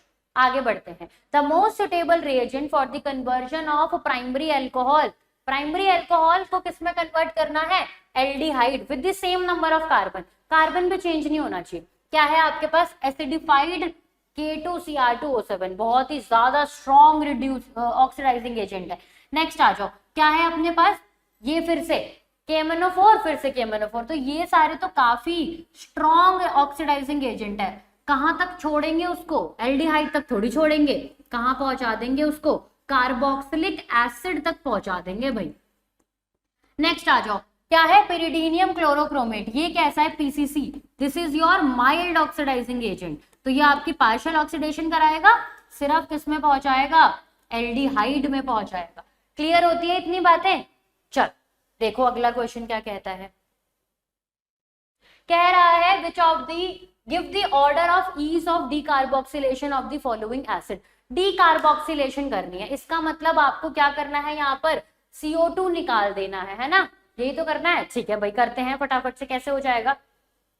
तो आपके पास इलेक्ट्रॉन विड्रॉइंग ग्रुप है, देखो ध्यान रखना, आपके पास डीकार्बोक्सिलेशन होगा तो नेगेटिव चार्ज बनेगा, उस नेगेटिव चार्ज को करना है स्टेबल। तो यहाँ पर क्या है आपके पास, पिक्रिक एसिड सबसे ज्यादा स्टेबल बनाएगा, क्योंकि तीन तीन इलेक्ट्रॉन विड्रॉइंग ग्रुप है आपके पास, तो सबसे ज्यादा स्टेबल बनाएगा। तो सबसे जल्दी कौन दिखाएगा, फोर्थ वाला। उसके बाद कौन दिखाएगा आपका, दो दो है यहाँ पर, थर्ड वाला। उसके बाद यहाँ पर निकलेगा तो this will be resonance stabilise, और यहाँ पर निकलेगा तो यहाँ पर मिथाइल का वो बनेगा। तो क्या हो गया, सबसे ज्यादा फोर्थ, फिर थर्ड, फिर सेकंड, फिर फर्स्ट। तो ऐसा कौन सा ऑप्शन मैच हो रहा है बच्चों आपके पास, third part is your correct option. Correct, ठीक है। चलो अगले क्वेश्चन पे देखते हैं, क्या है अगला क्वेश्चन। देखिए भाई, अगला क्वेश्चन कहता है the magnetic moment of AgCN whole twice minus is 0, how many unpaired of electrons are there. देखिए वैसे तो क्वेश्चन डायरेक्टली अगर मैग्नेटिक मोमेंट 0 है तो नंबर ऑफ अनपेयर्ड इलेक्ट्रॉन भी आपके 0 ही होंगे, इसमें कुछ सोचने वाली बात नहीं है। लेकिन अगर आप और अच्छे तरीके से करना चाहते हैं तो आप बोल सकते हैं कि मान लीजिए इसका ऑक्सीडेशन स्टेट X है, साइनाइड का होता है -1 × 2 = -1, और इसकी ऑक्सीडेशन स्टेट की वैल्यू +1 आएगी। यानी कि यहाँ पे जो सिल्वर है वो +1 ऑक्सीडेशन स्टेट में है, और ये D10 कॉन्फ़िगरेशन है। D10 कॉन्फ़िगरेशन है तो सारे के सारे इलेक्ट्रॉन्स पेयर्ड होंगे, और कुछ इस तरीके से आपका सिस्टम बनेगा, कुछ ऐसा 1 2 3 4 5 6 7 8 9 और 10। उस केस में भी n की वैल्यू 0 ही आ रही है। तो चाहे आप डायरेक्ट कीजिए, चाहे आप लंबे फॉर्मूले से कीजिए, आपका आंसर 0 ही आना चाहिए। ऑलराइट, ठीक है। अगला क्वेश्चन देखते हैं, which of the following pair is coloured in aqueous solution. इनमें से कहां पे आपको कलर्ड सोल्यूशन दिखेगा। तो आपको कलर देखने के लिए क्या देखना है, आपको सिर्फ नोटिस करना है कि अनपेयर्ड इलेक्ट्रॉन कहां पे है। क्या देखना है बेटा आपको देखना है अनपेयर्ड इलेक्ट्रॉन को। आइए देखते हैं, Sc3+, ये एक D10 कॉन्फ़िगरेशन है। कैसी है, सॉरी D10 नहीं, ये एक D0 कॉन्फ़िगरेशन है, और कोबाल्ट 2+। मैं एक काम करता हूं, जो कलर्ड है उसको कलर्ड से मार्क कर देते हैं, ठीक है। तो Sc3+ तो कैसी है, एक D0 कॉन्फ़िगरेशन है, इसमें तो कलर मुझे दिखेगा ही नहीं। कोबाल्ट 2+, हाँ ये कलर्ड होगा, क्यों, क्योंकि ये एक D7 कॉन्फ़िगरेशन है। खैर एक कलर्ड है, एक कलर्ड है, एक कलरलेस है, तो ये तो हमारा करेक्ट ऑप्शन नहीं हो सकता। Ni2+, हाँ ये एक D8 कॉन्फ़िगरेशन है, और ये तो कलर्ड होगा। लेकिन कॉपर प्लस एक D10 कॉन्फ़िगरेशन है, ये कलर्ड नहीं होगा, इसको नहीं करते। Ni2 प्लस, हाँ मैंने कहा ये D8 है, ये तो कलर्ड होगा। और Ti3 प्लस, हाँ ये D1 कॉन्फ़िगरेशन है, ये भी कलर्ड होगा। इसमें दोनों ही कलर्ड होंगे, तो यही मेरा करेक्ट आंसर है। इसको भी देखते हैं, Se3 प्लस नहीं हो सकता है, लेकिन Ti3 प्लस कलर्ड हो जाएगा। तो सिर्फ एक ही ऑप्शन है जिसमें दोनों कलर हैं, that is option number 3। Alright, चलिए आगे बढ़ते हैं। कहता है which of the following does not, mark कीजिए डज नॉट, यानी कि फॉल्स स्टेटमेंट देता है, correctly represent the correct order of property against is. Very important question, पूरा डी ब्लॉक का सार है, इसमें समरी है। कह रहा है पहले में आपने दिया है increasing number of oxidation state. हाँ जी, टाइटेनियम देखिए कहां तक जाता है, मैक्सिमम इसकी +4 ऑक्सीडेशन स्टेट जाती है। वेनेडियम की बेटा मैक्सिमम +5 जाती है, क्रोमियम की मैक्सिमम +6 जाती है, और मैंगनीज की मैक्सिमम +7 जाती है। तो क्या ये increasing number of oxidation state है? बिल्कुल है, एब्सोल्युटली ट्रू। नेक्स्ट देखिए आपके पास कुछ कंपाउंड्स है, कह रहा है इंक्रीजिंग मैग्नेटिक मोमेंट का ऑर्डर है। क्या करेंगे, इसमें आप कॉन्फ़िगरेशन देखिए, ये एक D3 कॉन्फ़िगरेशन है, कैसी है, स्कैंडिनियम, टाइटेनियम, वेनेडियम। हाँ, तो ये एक D3 होनी चाहिए थी, लेकिन D3 नहीं है, ये एक्चुअली आपकी D1 कॉन्फ़िगरेशन। कैसी है, ये आपकी D1 कॉन्फ़िगरेशन। इसी तरीके से ये आपकी एक D2 कॉन्फ़िगरेशन है, ये D3 है, और ये आपकी एक D4 कॉन्फ़िगरेशन है। तो कह रहा है increasing magnetic moment, unpaired electron ही यहाँ पे सबसे ज्यादा है, तो ये एक इंक्रीजिंग मैग्नेटिक मोमेंट भी है। फिर देखिए इंक्रीजिंग मेल्टिंग पॉइंट। अच्छा, इंक्रीजिंग मेल्टिंग पॉइंट ऐसा होना चाहिए था, लेकिन होता नहीं है। क्यों नहीं होता है, आपका कुछ ऐसा ऑर्डर आता है, मैंगनीज में एक डिप देखने को मिलता है। क्या दिखता है, मैंगनीज पे एक डिप देखने को मिलता है, तो ये ही आपका इनकरेक्ट ऑप्शन है। Option number 3 will be absolutely correct. Next one, increasing second ionisation energy. तो किसकी सबसे ज्यादा होती है सेकंड आयनाइजेशन एनर्जी?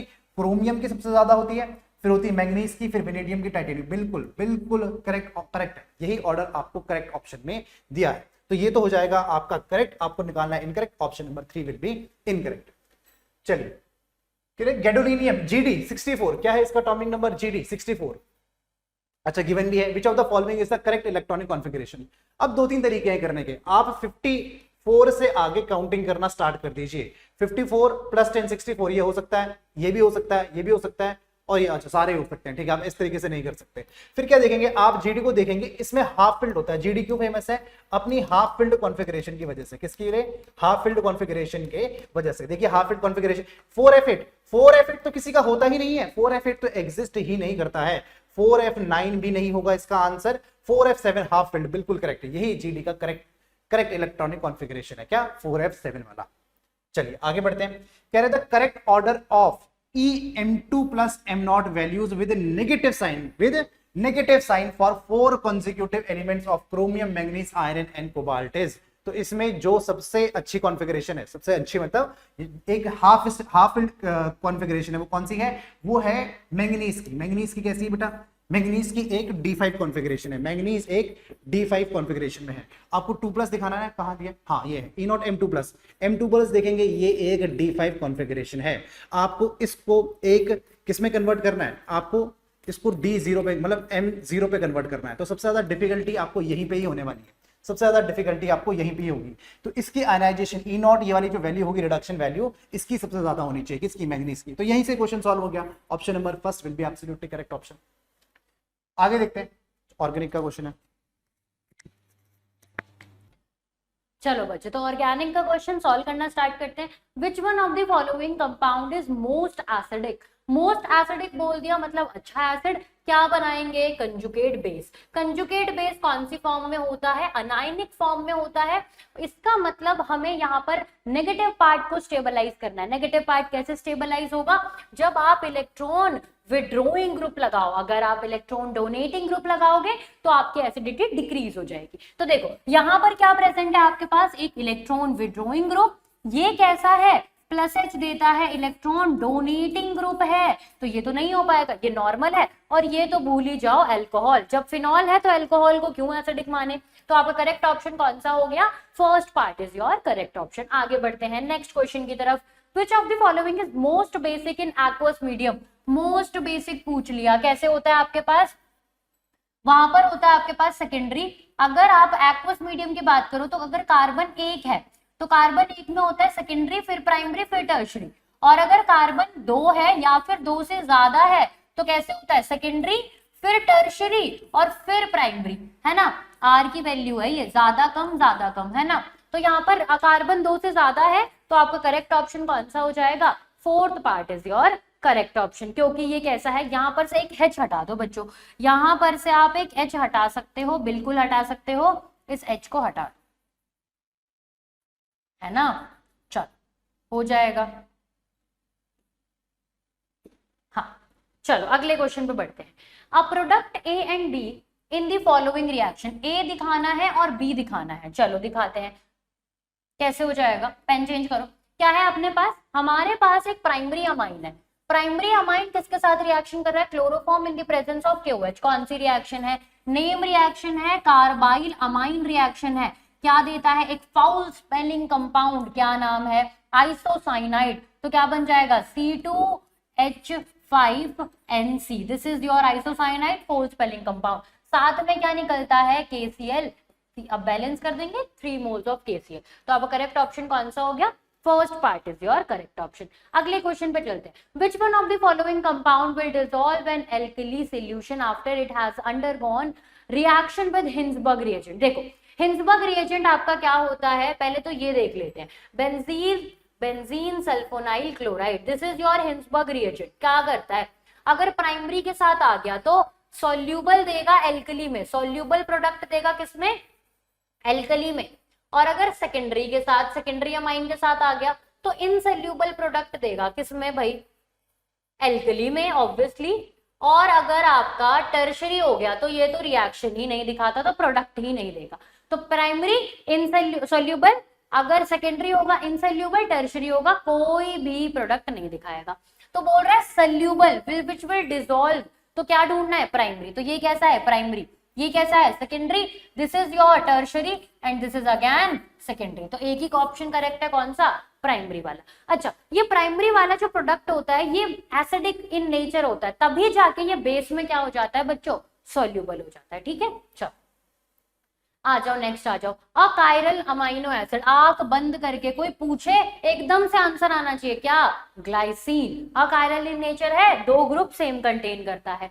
नेक्स्ट आ जाओ, क्या है आपके पास, CH2CH3 KMnO4 की प्रेजेंट, चाहे कितनी बड़ी भी चेन हो, अनटिल एंड अनलेस वो एक टर्शरी ग्रुप नहीं है, चाहे 1 कार्बन हो, 2 कार्बन हो, 8 कार्बन हो, 108 कार्बन हो, सबको किस में कन्वर्ट कर देगा KMnO4, एसिड में, बेंजोइक एसिड में, ये बन चुका है आपका बी पार्ट। बी पार्ट के बाद उसने बोल दिया आप Br2 के साथ रिएक्शन करवाओ FeCl3 की प्रेजेंस में, इलेक्ट्रोफिलिक सब्स्टिट्यूशन रिएक्शन, ये क्या है आपके पास, COH is your Meta directing, -M क्या करेगा, पॉजिटिव चार्ज क्रिएट कर देगा ऑर्थो पैरा पे, तो क्या होगा, जो भी Br पॉजिटिव है वो कहां जाके अटैक करेगा, it will attack on the, बता दो भाई, मेटा पोजीशन, क्लियर है इतनी बात, चलो तो मेटा पोजीशन पे लग चुका है, क्या बन गया आपके पास, meta bromo benzoic acid, this will be your C part, C product. Next आ जाओ, नेक्स्ट क्या बोल दिया, C2H5OH, एक एसिड एक OH, कौन सी रिएक्शन है, एस्टेरिफिकेशन रिएक्शन, क्या बना देगा, एस्टर बना देगा, C double bond O C2H5 और Br as it is meta position पे लगा रहेगा, तो ऐसा कोई ऑप्शन मैच हो रहा है, बिल्कुल आपका fourth part is your correct option. चलें आगे, देखो क्या बोल रहा है, ऐसा कॉम्बिनेशन जिसमें सारे ही डाइसैकेराइड्स हो, देखते हैं भाई, यहां पर क्या है, माल्टोस, ठीक है डाइसैकेराइड है, ग्लूकोज सॉरी सुक्रोज डाइसैकेराइड, यही हमारा करेक्ट ऑप्शन है, पहला पार्टी करेक्ट ऑप्शन हो गया। नेक्स्ट देखते हैं, माल्टोज डाइसैकेराइड, लैक्टोज डाइसैकेराइड, ये ग्लूकोज कैसा है आपका, this is your monosaccharide. Next आ जाओ, ग्लाइकोजन, ग्लाइकोजन अमाइलोपेक्टिन, अमाइलोज याद है कुछ, तो ये कैसा हो गया आपके पास, this is your polysaccharide. Next आ जाओ, starch, this is also your polysaccharide. चलो आगे बढ़ते हैं, which of the following does not answer iodoform test, iodoform test कौन देता है ये पता होना चाहिए। देखो CH3 प्रेजेंट होना चाहिए आपके पास, अगर अल्कोहल है तो कुछ ऐसा स्केलेटन होना चाहिए, और अगर आपके पास क्या प्रेजेंट है, कार्बोनिल ग्रुप, तो ऐसा स्केलेटन होना चाहिए, बाकी वहां पे जो एक बॉन्ड खाली है उसमें कोई भी R ग्रुप H कुछ भी हो सकता है। तो देखो N ब्यूटाइल अल्कोहल कैसा है, यहां पर जो OH है उसके साइड में एक CH3 होना चाहिए, है क्या, नहीं, तो यही हमारा आइडोफॉर्म टेस्ट नहीं दे पाएगा। सेकंड वार्ड की बात करते हैं, सेकंड वाले की बात करते हैं, एसीटोन, आपके पास क्या प्रेजेंट है, सॉरी एसिटोफिनॉल, तो आपके पास क्या प्रेजेंट है, COH CO ग्रुप साथ में CH3, तो ये तो दे देगा। थर्ड पार्ट करते हैं, एसिटाल्डिहाइड क्या है आपके पास, CH3 और यहाँ पर H, तो इसके पास भी CU के पास CH3 है तो ये भी दे देगा। फोर्थ पार्ट आ जाओ, इथाइल मिथाइल कीटोन, चलो भाई ethyl methyl ketone, this is your methyl part and this is your ethyl part, तो इसके डबल बॉन्ड के साथ में भी CH3 है तो ये भी दे देगा। उसने क्या पूछा था, डज नॉट। नेक्स्ट आ जाओ 1-क्लोरोब्यूटेन। 1-क्लोरोब्यूटेन कैसा है, फर्स्ट पे आपका लगा हुआ है क्लोरीन ग्रुप और 4 कार्बन की चेन, क्या ट्रीट करा है, alcoholic KOH। Alcoholic KOH alpha beta elimination, alpha से क्या निकालेगा क्लोरीन और बीटा से क्या निकालेगा आपका हाइड्रोजन, तो क्या निकल गया CH2 double bond CH CH2 CH3, तो इसका क्या नाम पड़ जाएगा, ब्यूट 1-ईन। तो अब करेक्ट ऑप्शन कौन सा मैच हो रहा है बच्चों, first part is your correct option. अगले क्वेश्चन को देखते हैं, आपको RX बताना है, मतलब RX दे रखा है आपको, एल्काइल हैलाइड दे रखा है, A बताना है आपको, आपने क्या करा आइसोसाइनाइड बना दिया। सब्स्टिट्यूशन रिएक्शन है, ये किस फॉर्म में प्रेजेंट होता है, कोवलेंट बॉन्ड की फॉर्म में, तो N यहाँ पर अटैक करेगा, X निकल जाएगा तो क्या बना देगा NC। ये किस फॉर्म में प्रेजेंट है, आयोनिक CN बनाएगा, ये भी आयोनिक CN, ये भी आयोनिक CN ही बनाएगा। क्लियर है इतनी बातें, चलिए नेक्स्ट क्वेश्चन पे बढ़ते हैं। टर्शरी एल्काइल हैलाइड क्या बोल रहा है आपसे, टर्शरी एल्काइल हैलाइड, लो भाई this is your tertiary alkyl halide. अब बताओ क्या बात है, are practically inert to substitution by SN2 mechanism, कह रहा है कि SN2 नहीं करना चाहती टर्शरी, क्यों नहीं करना चाहती, न्यूक्लियोफाइल भाई आए कहां से, इतना ज्यादा स्टेरिक हिंड्रेंस है यहाँ पे, इतने बड़े बड़े ग्रुप लगे हैं अपने कार्बन के पास, तो न्यूक्लियोफाइल एंटर करे कहां से, और SN2 क्या कहता है, पहले न्यूक्लियोफाइल अटैक करेगा फिर X ग्रुप निकलेगा, मतलब ये लीविंग ग्रुप बाद में निकलेगा, तो किसकी वजह से नहीं करता, स्टेरिक हिंड्रेंस की वजह से नहीं कर पाता। Alkyl iodide reacts with NaCN to give alkyl cyanide and a small amount of alkyl isocyanate। वो कह रहा है आपके पास एक alkyl iodide है, अगर आप उसकी रिएक्शन करा दो किसके साथ, NaCN के साथ, तो वो क्या कर रहा है, थोड़ा सा तो CN दे रहा है, साइनाइड दे रहा है, कुछ कुछ अमाउंट आपका ये भी दे रहा है, तो ये किसकी वजह से हो रहा है, two product is due to, किसकी वजह से हो रहा है, आयोनिक करेक्टर ऑफ NaCN। अगर आयोनिक करेक्टर ऑफ NaCN होता रीजन, तो सिर्फ यही वाला प्रोडक्ट आपका बनता, वो तो बनता ही नहीं। Nucleophilic character of CN negative, फिर से वही बात आ गई कि अगर न्यूक्लियोफिलिक करेक्टर इसका होता तो फिर से यही प्रोडक्ट बनता, वो नहीं बनता। एम्बिडेंट करेक्टर ऑफ CN, ये बात बिल्कुल ठीक है। एम्बिडेंट लिगेंड कौन से होते हैं आपके पास, जिनके पास दो क्या होती है, अटैक करने वाली साइट होती है, बट उसकी एक कंडीशन फिक्स है, एक बारी में एक ही साइट से अटैक होगा। जैसे ये आपके पास एम्बिडेंट न्यूक्लियोफाइल है, ये C भी अटैक कर सकता है, N भी अटैक कर सकता है, बट एक टाइम पे एक ही अटैक करेगा, आइदर C आइदर N। तो यही तो हो रहा है, एक बार C अटैक कर रहा है, एक बार N अटैक कर रहा है। क्लियर होती है इतनी बात है, चलिए आगे बढ़ते हैं। In Lazayan test for the detection of nitrogen, the blue color is due to the formation of, क्या बनाता है बच्चों, Fe4 प्रेजेंट होता है वहां पे, तो क्या हो जाएगा आपके पास third option. Memory based question, direct question आ रहा है। नेक्स्ट आ जाओ, which of the following will effect the vapour pressure, vapour pressure को कौन कौन इफेक्ट कर सकता है, तो आपके पास एक ही तो है, कौन सा, इंटरमोलिकुलर फोर्सेस ही उसको क्या कर सकती हैं, बस इफेक्ट कर सकती है। जितना स्ट्रॉन्ग इंटरमोलिकुलर फोर्सेस होगा उतना कम वेपर प्रेशर वहां पर क्रिएट होगा।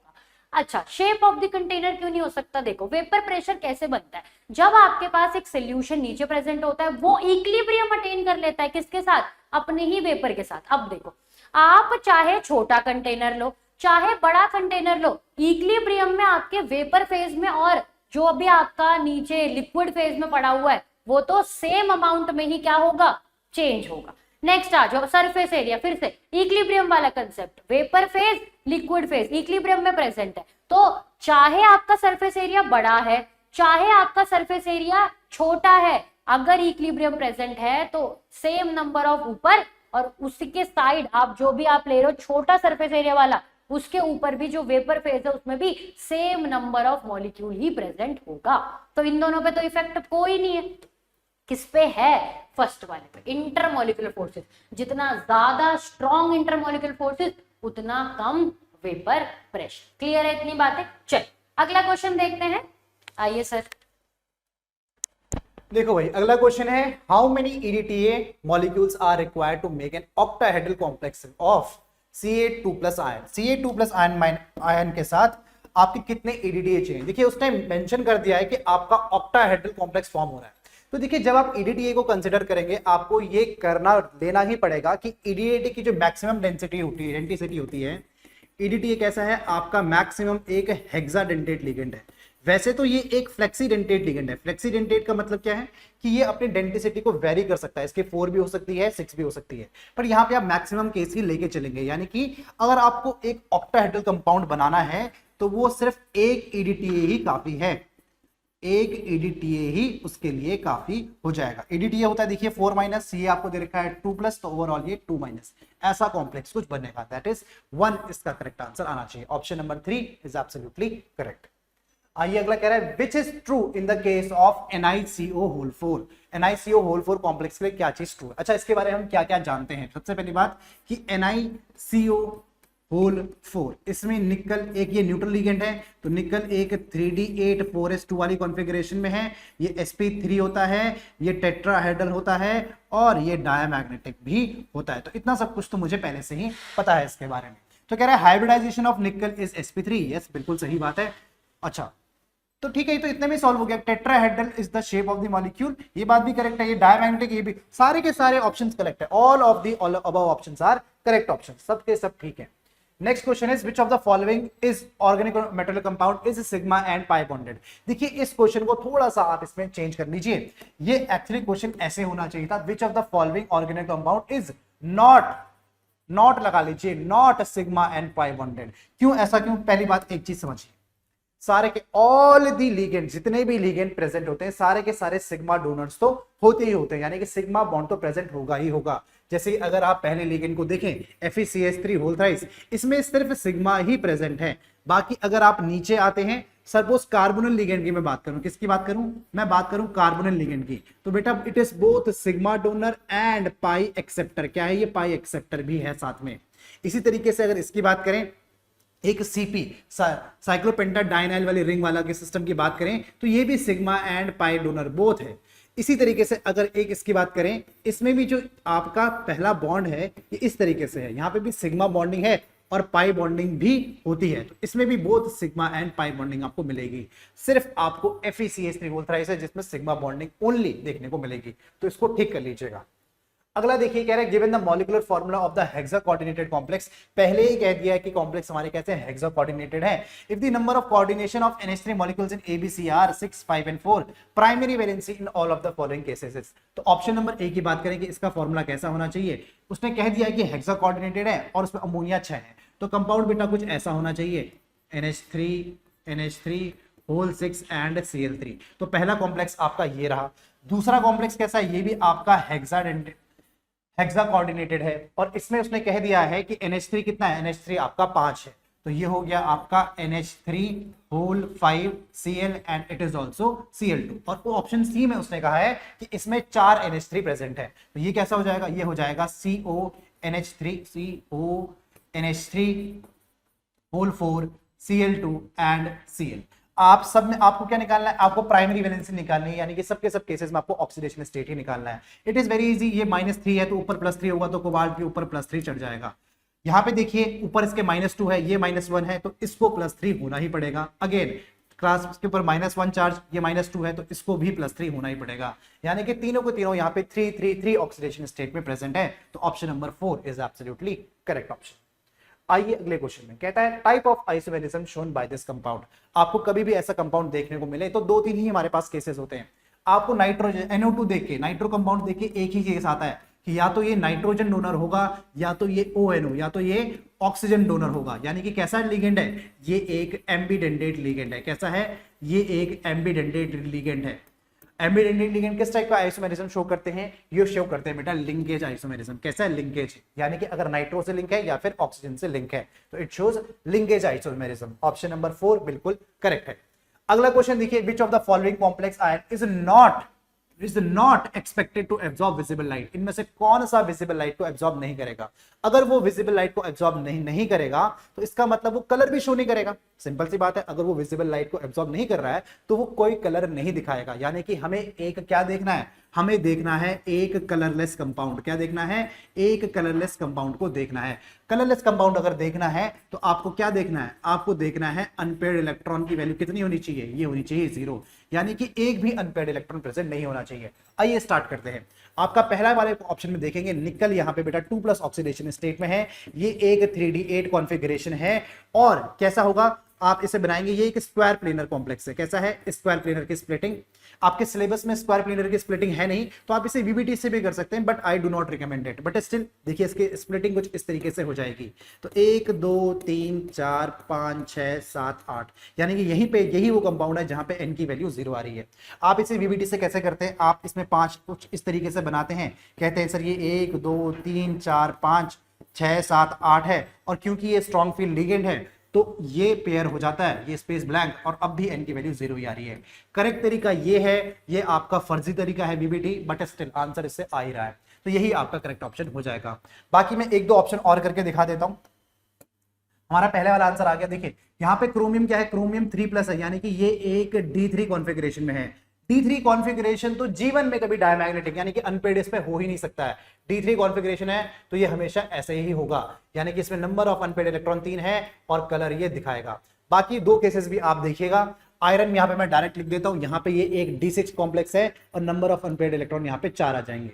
निकल 2+, ये भी एक D8 कॉन्फ़िगरेशन है, strong field ligand weak field ligand जैसा कुछ भी नहीं है, और यहाँ पे 2 अनपेयर्ड इलेक्ट्रॉन आ जाएंगे। कितने? n की वैल्यू आ जाएगी 2। ठीक है, तो इसका ऑप्शन कौन सा हो जाएगा? First option will be the correct option. आइए अगला क्वेश्चन कह रहा है half life of a reaction is found to be inversely proportional to the cube of initial concentration, the order of the reaction is. ये एक trick based question है। Trick based क्या है? मतलब हम ट्रिक से सॉल्व करते हैं कि जो टी हाफ है वो इनवर्सली प्रोपोर्शनल रहता है a0 की पावर n-1 के। ठीक है, अब वो कह रहा है कि the half life of the reaction is found to be inversely proportional to the cube of initial concentration. वो बोल रहा है कि जो टी हाफ है it is inversely proportional to 1/a0 की पावर क्यूब। तो इसका मतलब n-1 की वैल्यू किसके बराबर है? ये 3 के बराबर है, यानी कि n की वैल्यू कितनी हो गई? 1 + 3 यानी कि 4। तो कौन सी ऑर्डर का रिएक्शन है ये 4th है। क्या है? 4th ऑर्डर रिएक्शन हो जाएगी हमारी। तो correct answer will be option number first. आइए अगला कह रहा है the time for half life period of creation of reaction of a creation reaction, यानी कि ए से आपको प्रोडक्ट मिल रहा है इस 1 आवर, आपको 1 आवर लगता है, यानी कि टी हाफ की वैल्यू आपको दे रखी है 1 घंटा, 1 आवर। 1 आवर कह रहे हैं when the initial concentration of reaction is initial concentration आपको A0 गिवन है, ये रही आपकी A0। कह रहा है how much time does it take for its concentration it to become. आपको 0.5 से 0.25 तक जाना है। कहां से? 0.5 से 0.25 तक जाना है। उस क्या है आपकी? ये है आपकी 0 ऑर्डर की रिएक्शन। बहुत ही सिंपल क्वेश्चन है। देखिए आप अगर 0 ऑर्डर में जाते हैं तो आप 2 मोल से पहले कहां गए? अच्छा, कंसंट्रेशन ऑफ द, पहले आप 2 से 1 गए होंगे, फिर आप 1 से 0.5 गए होंगे, फिर आप 0.5 से 0.25 गए होंगे। देखिए आप इसे फॉर्मूले से भी सॉल्व कर सकते हैं। आप बोलेंगे कि 0 ऑर्डर के लिए टी हाफ की वैल्यू होती है A0/2k। यहां से आपको A0 पता है, टी हाफ पता है, k की वैल्यू निकल जाएगी। फिर आप बोलेंगे A = A0 - KT, ये फॉर्मूला लगा देंगे। लेकिन ये लंबा तरीका है। देखिए शॉर्ट में कैसे करते हैं। 2 से 1 आने के लिए आपको लगेगा बेटा 1 आवर। फिर ये फर्स्ट ऑर्डर के लिए 1 से ये इसमें 1 से 0.5 लगने में कितना? 30 मिनट्स लगेंगे आपको, 30 मिनट्स। और यहां से यहां आने में आपको लगेंगे 15 मिनट, मात्र 15 मिनट। यानी कि आपका करेक्ट ऑप्शन कौन सा है? 15 मिनट को आवर में करोगे तो कितना होगा? ये हो गया हाफ आवर, ये हो गया 1/4 आवर, यानी कि 0.24 आवर, 25 आवर। Option number 3 is absolutely correct. Same to same तरीका आप इसको फॉर्मूले बेस से भी कर सकते हैं, भले लंबा है पर आंसर बिल्कुल सही आएगा। आइए कह रहे हैं what fraction of the reactant showing first order reaction remains 40 minutes if T half is 20 minutes. बहुत ही बढ़िया, एक के बाद हम सेम टाइप का क्वेश्चन कर रहे हैं, पर ध्यान रखना अब हमें क्या करना है। आपके पास स्टार्टिंग में मान लीजिए A0 था, ये A0 से जाएगा A0/2, अब ये आएगा A0/4 और A0/4 से जाएगा A0/8। अब फर्स्ट ऑर्डर के लिए क्या होता है? फर्स्ट ऑर्डर के लिए आप जानते हैं कि जो टी हाफ होता है it is equal to 0.693/k। तो अब यहां से तो निकाल ही सकते हैं, यहां से तो निकाल ही सकते हैं, नो प्रॉब्लम एट ऑल। लेकिन देखिए शॉर्ट में कैसे करेंगे। अब आप देखेंगे कि इनिशियल कंसंट्रेशन में डिपेंड कर ही नहीं रहा है, यानी कि हाफ लाइफ पीरियड दे रखा है। व्हाट फ्रैक्शन टी हाफ आपकी 20 मिनट, ये है 20 मिनट। तो यहां से यहां जाने में भी 20 मिनट और यहां से यहां जाने में भी 20 मिनट, इसके आगे हाफ लाइफ 20 मिनट ही कांस्टेंट रहेगी। तो कह रहा है कि what fraction of the reactant showing first order remains after 40 minute. तो ये 20 मिनट, ये 20 मिनट, तो रिमेनिंग कितना है भाई, A0/4 बचा है मेरे पास। तो कौन सा option, option number first is absolutely correct option. ठीक है, तो कितना बचा है मेरे पास, A0/4 बचा हुआ है। आगे बढ़ते हैं, कह रहे हैं the half life period of a zero order reaction is 100 minute. ठीक है, तो आपको हाफ लाइफ पीरियड दे रखा है कितना, टी हाफ की वैल्यू गिवन है आपको कितना, 100 मिनट के बराबर। और how long will it take for in 80% completion. हाँ, यहाँ पे आपको फॉर्मूला ही यूज करना पड़ेगा, क्योंकि हम हाफ लाइफ में तो कर देते हैं, लेकिन 80% में क्या करेंगे, कुछ नहीं कर सकते, फॉर्मूला ही यूज करना पड़ेगा। यहां से आप पहले निकालेंगे के की वैल्यू। कैसे निकालेंगे, आइए देखते हैं। आप बोलेंगे कि T half is equals to A0/2K। ठीक है, 80% कंप्लीशन। तो ठीक है, के की वैल्यू हो जाएगी कितनी, A0/200 के बराबर, A0/200 के बराबर। अब आप बोलेंगे कि A is equals to A0 - KT, और आपको 80% के लिए निकालनी है। How long, 80% completion. अगर 80% कंप्लीशन है तो रिएक्शन कितना बचा है भाई, ये बचा है, दिस इज रिमेनिंग अमाउंट, कितना बचा है, 20% बचा है। तो it is 0.2 times A0 and A0 is A0 and minus KT। तो KT की वैल्यू कितनी आ गई, KT की वैल्यू आ गई कितनी, 0.8 A0 के बराबर। अब आप T को लिखेंगे क्या, 0.8 A0/K। K की वैल्यू हमने अभी भी निकाली कितनी, इट इज A0/200 के बराबर। A0 से A0 कैंसिल, आपका आंसर आएगा कितना, 8 × 20 यानी कि 160 मिनट के बराबर आपका आंसर आ जाएगा। तो 160 मिनट कौन सा ऑप्शन है, option number second is absolutely correct option. बिल्कुल ठीक है, हो जाएगा। आगे देखें, the slope in Arrhenius plot is equals to, slope किसके बराबर होता है भाई, पहले अरेनियस इक्वेशन है क्या, आप अरेनियस इक्वेशन को लिखते हो k is equals to a e⁻ EA/RT। पहली इक्वेशन तो आपकी ये है। ठीक है, तो ऐसा तो मुझे कुछ भी नजर नहीं आ रहा है, तो फिर दूसरे में इसको ऐसे भी लिख सकता हूं, ln k is equals to ln a minus EA/RT। तो आपको कुछ ऐसा नजर आ रहा है, ऐसा भी नहीं नजर आ रहा है, तो कोई बात नहीं, एक और करते हैं, हम लिखते हैं log k is equals to log a minus EA/2.303 RT। तो अरेनियस प्लॉट बनता किसके बीच में है, देखो वो एक्चुअली आपका K और T के बीच में बनता है। अगर आप डायरेक्टली बना देते तो आपका आंसर कुछ ऐसा आता, अगर ऐसा बनाते तो आपका आंसर कुछ ऐसा आता। यहाँ पे स्लोप की वैल्यू कितनी होती, यहाँ पे स्लोप की वैल्यू, अच्छा ये 1/T और K के बीच में है, स्लोप की वैल्यू होती माइनस EA/2.303, ओ सॉरी 2.303 नहीं आएगा, इसकी वैल्यू आएगी माइनस EA/R के बराबर। तो ऐसा भी मुझे कहीं नहीं दिया है, ये EA/R दिया है, तो ये तो नहीं हो सकता। इसको बना के देखते हैं, ये आएगा आपका बेटा log k और ये आ जाएगा 1/T, ये आएगा आपका स्लोप, और इस स्लोप की वैल्यू होगी कितनी, माइनस EA/2.303 R। तो आपको तीनों ही केसेस कंसिडर करने थे और देखना था कि कहां पे आंसर सही आ रहा है। तो यहां पे आंसर सही आ रहा है, कौन सा ऑप्शन है, first option is absolutely correct. ठीक है, नहीं नहीं नहीं, हाँ ठीक है ठीक है ठीक है, पहला ही करेक्ट है, माइनस EA/2.303 R, ये रहा। चलिए, कह रहा है which forms strong p pi bond, कौन बनाएगा इनमें से सबसे p पाई बॉन्ड। देखिए p ब्लॉक का क्वेश्चन है, p ब्लॉक का क्वेश्चन है आपका, कौन सा बनाता है सबसे पहले, जो p पाई बॉन्डिंग कर लेता है। नाइट्रोजन को एक बार ठीक से देखिए, नाइट्रोजन के जो बॉन्ड है 2p ऑर्बिटल इसमें इन्वॉल्व होती है। कैसी होती है, 2p ऑर्बिटल इन्वॉल्व होती है। तो ओवरलैप भी किसका होता है, 2p का ही इन्वॉल्व होता है। ओवरलैपिंग किसकी होती है, 2p ओवरलैपिंग यहाँ पे होती है। बिल्कुल एनसीईआरटी की लाइन पे लिखा गया है। तो कौन सा आंसर करेक्ट हो जाएगा इसका, nitrogen will be the correct answer. कह रहा है increasing order of acid strength of hydrogen halides. अरे भाई, ये क्वेश्चन आप चाहे इनऑर्गेनिक के कॉन्सेप्ट से सॉल्व कीजिए, चाहे ऑर्गेनिक के कॉन्सेप्ट से सॉल्व कीजिए। देखिए क्या है, आप ऊपर से नीचे आते हैं, ये आपका हाइड्रोजन फ्लोराइड है, आपका साइज इंक्रीज होता रहता है, ये आपका साइज इंक्रीज होता रहता है। अब एक अच्छा एसिड कौन कहलाएगा, एक अच्छा एसिड वो होता है जो H+ को इजीली डोनेट कर दे। क्या कर दे, H+ को इजीली डोनेट कर दे। जो जितना इजीली H+ को डोनेट करते वो उतना अच्छा एसिड। यहाँ पे भी आप क्या कर सकते हैं, बॉन्ड लेंथ अगर बहुत ज्यादा है तो H+ इजी, यहाँ पे क्या होगा, यहाँ पे बॉन्ड डिसोसिएशन एनर्जी बहुत लो हो जाएगी, यानी कि आप इसे आसानी से तोड़ सकते हैं। तो ये H+ बहुत इजीली दे देगा। अगर HI बहुत इजीली H+ दे रहा है तो ये आपका स्ट्रॉन्ग एसिड हो जाएगा। तो HI will be greater than HBr than HCl than HS।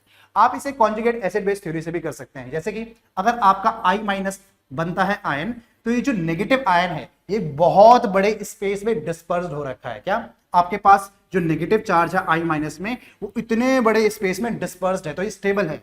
अगर फ्लोरीन की बात करें तो इतने छोटे से में ये डिस्पर्सन इसका बहुत कम है, तो ये ज्यादा स्टेबल है। I- वाला ज्यादा स्टेबल है किससे, F- से। तो आप इस तरीके से भी कर सकते हैं। ऑलराइट, चलिए एनीवे ऑप्शन आपका हो जाएगा कौन सा, first option will be the correct option. Next question देखते हैं, कह रहा है which of the following statement is not true, यानी कि आपको एक फॉल्स स्टेटमेंट बताना है। कह रहा है among the halide ions iodine is the most power reducing agent. हाँ सही बात है, देखिए फ्लोरीन आपका सबसे हाईएस्ट ऑक्सीडाइजिंग एजेंट रहता है और ऊपर से नीचे इसकी टेंडेंसी डिक्रीज करती रहती है। इसका मतलब नीचे वाला क्या हुआ, नीचे वाला हुआ एक रिड्यूसिंग एजेंट। तो ये स्टेटमेंट हो गया बिल्कुल करेक्ट। नेक्स्ट वाला कहता है कि fluorine is the only halogen that does not show variable oxidation state. देखिए ये बात भी बिल्कुल करेक्ट है, मतलब it is correct 99.9% of the times. एक पीवाईक्यू का स्टेटमेंट है और वहां पे इसको करेक्ट कहा गया था। एक केस है, अच्छा आप लोग कमेंट करिए कौन सा केस है जहां पे फ्लोरीन +1 ऑक्सीडेशन स्टेट शो करता है, देखते हैं कौन बताता है। ठीक है, चलिए generally this statement is considered a true statement. Next one, HOCl is a stronger acid than HOBr। ये स्टेटमेंट भी बिल्कुल करेक्ट है। देखिए अगर आपको इसका एसिड बनाना है तो आपको OCl माइनस बनाना पड़ेगा और यहाँ पे OBr माइनस बनाना पड़ेगा, और OCl माइनस की जो स्टेबिलिटी है वो ज्यादा होगी। दोनों ने क्या रिलीज किया है, एक H+ और इसने भी H+ रिलीज किया, तो ये स्टेटमेंट भी ट्रू है। Next one, HF is a stronger acid than HCl। ये तो हमने अभी लास्ट क्वेश्चन में देखा है कि HCl ज्यादा स्ट्रॉन्गर एसिड है किससे, HCl से, तो ये स्टेटमेंट हो जाएगी इनकरेक्ट। तो option 4 will be your correct answer. ठीक है, चलिए बढ़ते हैं अपने आखिरी क्वेश्चन की तरफ। कह रहा है plot showing the variation of rate constant K with temperature T are given below. The plot that follows Arrhenius equation is. क्या है अरेनियस इक्वेशन, अरेनियस इक्वेशन है K is equals to A e की power minus EA by RT, ऐसी कुछ equation है। ठीक है, एक बार इसको डिसाइफर करते हैं, यानी कि K is directly proportional to E की पावर माइनस 1/T, और मैं ये भी कह सकता हूं K is directly proportional to E, minus को हटाएंगे तो ये आ जाएगा डायरेक्टली प्रोपोर्शनल टू T। यानी कि कुल मिला के बात ऐसी है K और T का जो रिलेशन है वो एक्सपोनेंशियल रिलेशन है, यानी कि आप हल्का सा अगर T इंक्रीज करते हैं तो K एक्सपोनेंशियली इंक्रीज होता है। ऐसा कहां नजर आ रहा है कि आप हल्का सा टेम्परेचर इंक्रीज करेंगे और K एक्सपोनेंशियली इंक्रीज हो रहा है, ये सिर्फ ऑप्शन नंबर 1 में ही आपको नजर आएगा। एक चीज इस क्वेश्चन को वेरी इंपॉर्टेंट मार्क कीजिए, क्योंकि अरेनियस इक्वेशन से पिछले साल ये वाला ग्राफ पूछा गया था, यानी कि ऐसा तो खैर नहीं था, वो आपको log K और 1/T का ग्राफ पूछा गया था। तो इस साल इट इज हाईली प्रोबेबल कि ये वाला पूछ लिया जाए। ऑलराइट, इसी के साथ आपके होते हैं सारे के सारे क्वेश्चन खत्म। आज के लिए भी आप ये करेंगे, बताइए मुझे कि आउट ऑफ 45 आपने कितने क्वेश्चंस करेक्ट किए। आपको इससे एक बेटर असेसमेंट मिलता है कि बाकी बच्चे कैसा परफॉर्म कर रहे हैं और आप कैसा परफॉर्म कर रहे हैं। ठीक है, तो फटाफट कमेंट कर दीजिए। और आपको नेक्स्ट क्या चाहिए, रेडी रहिए, कल हम आपके लिए क्या लेके आने वाले हैं, फुल सिलेबस टेस्ट, उसके लिए भी बिल्कुल रेडी रहिएगा। ठीक है, थैंक यू वेरी मच।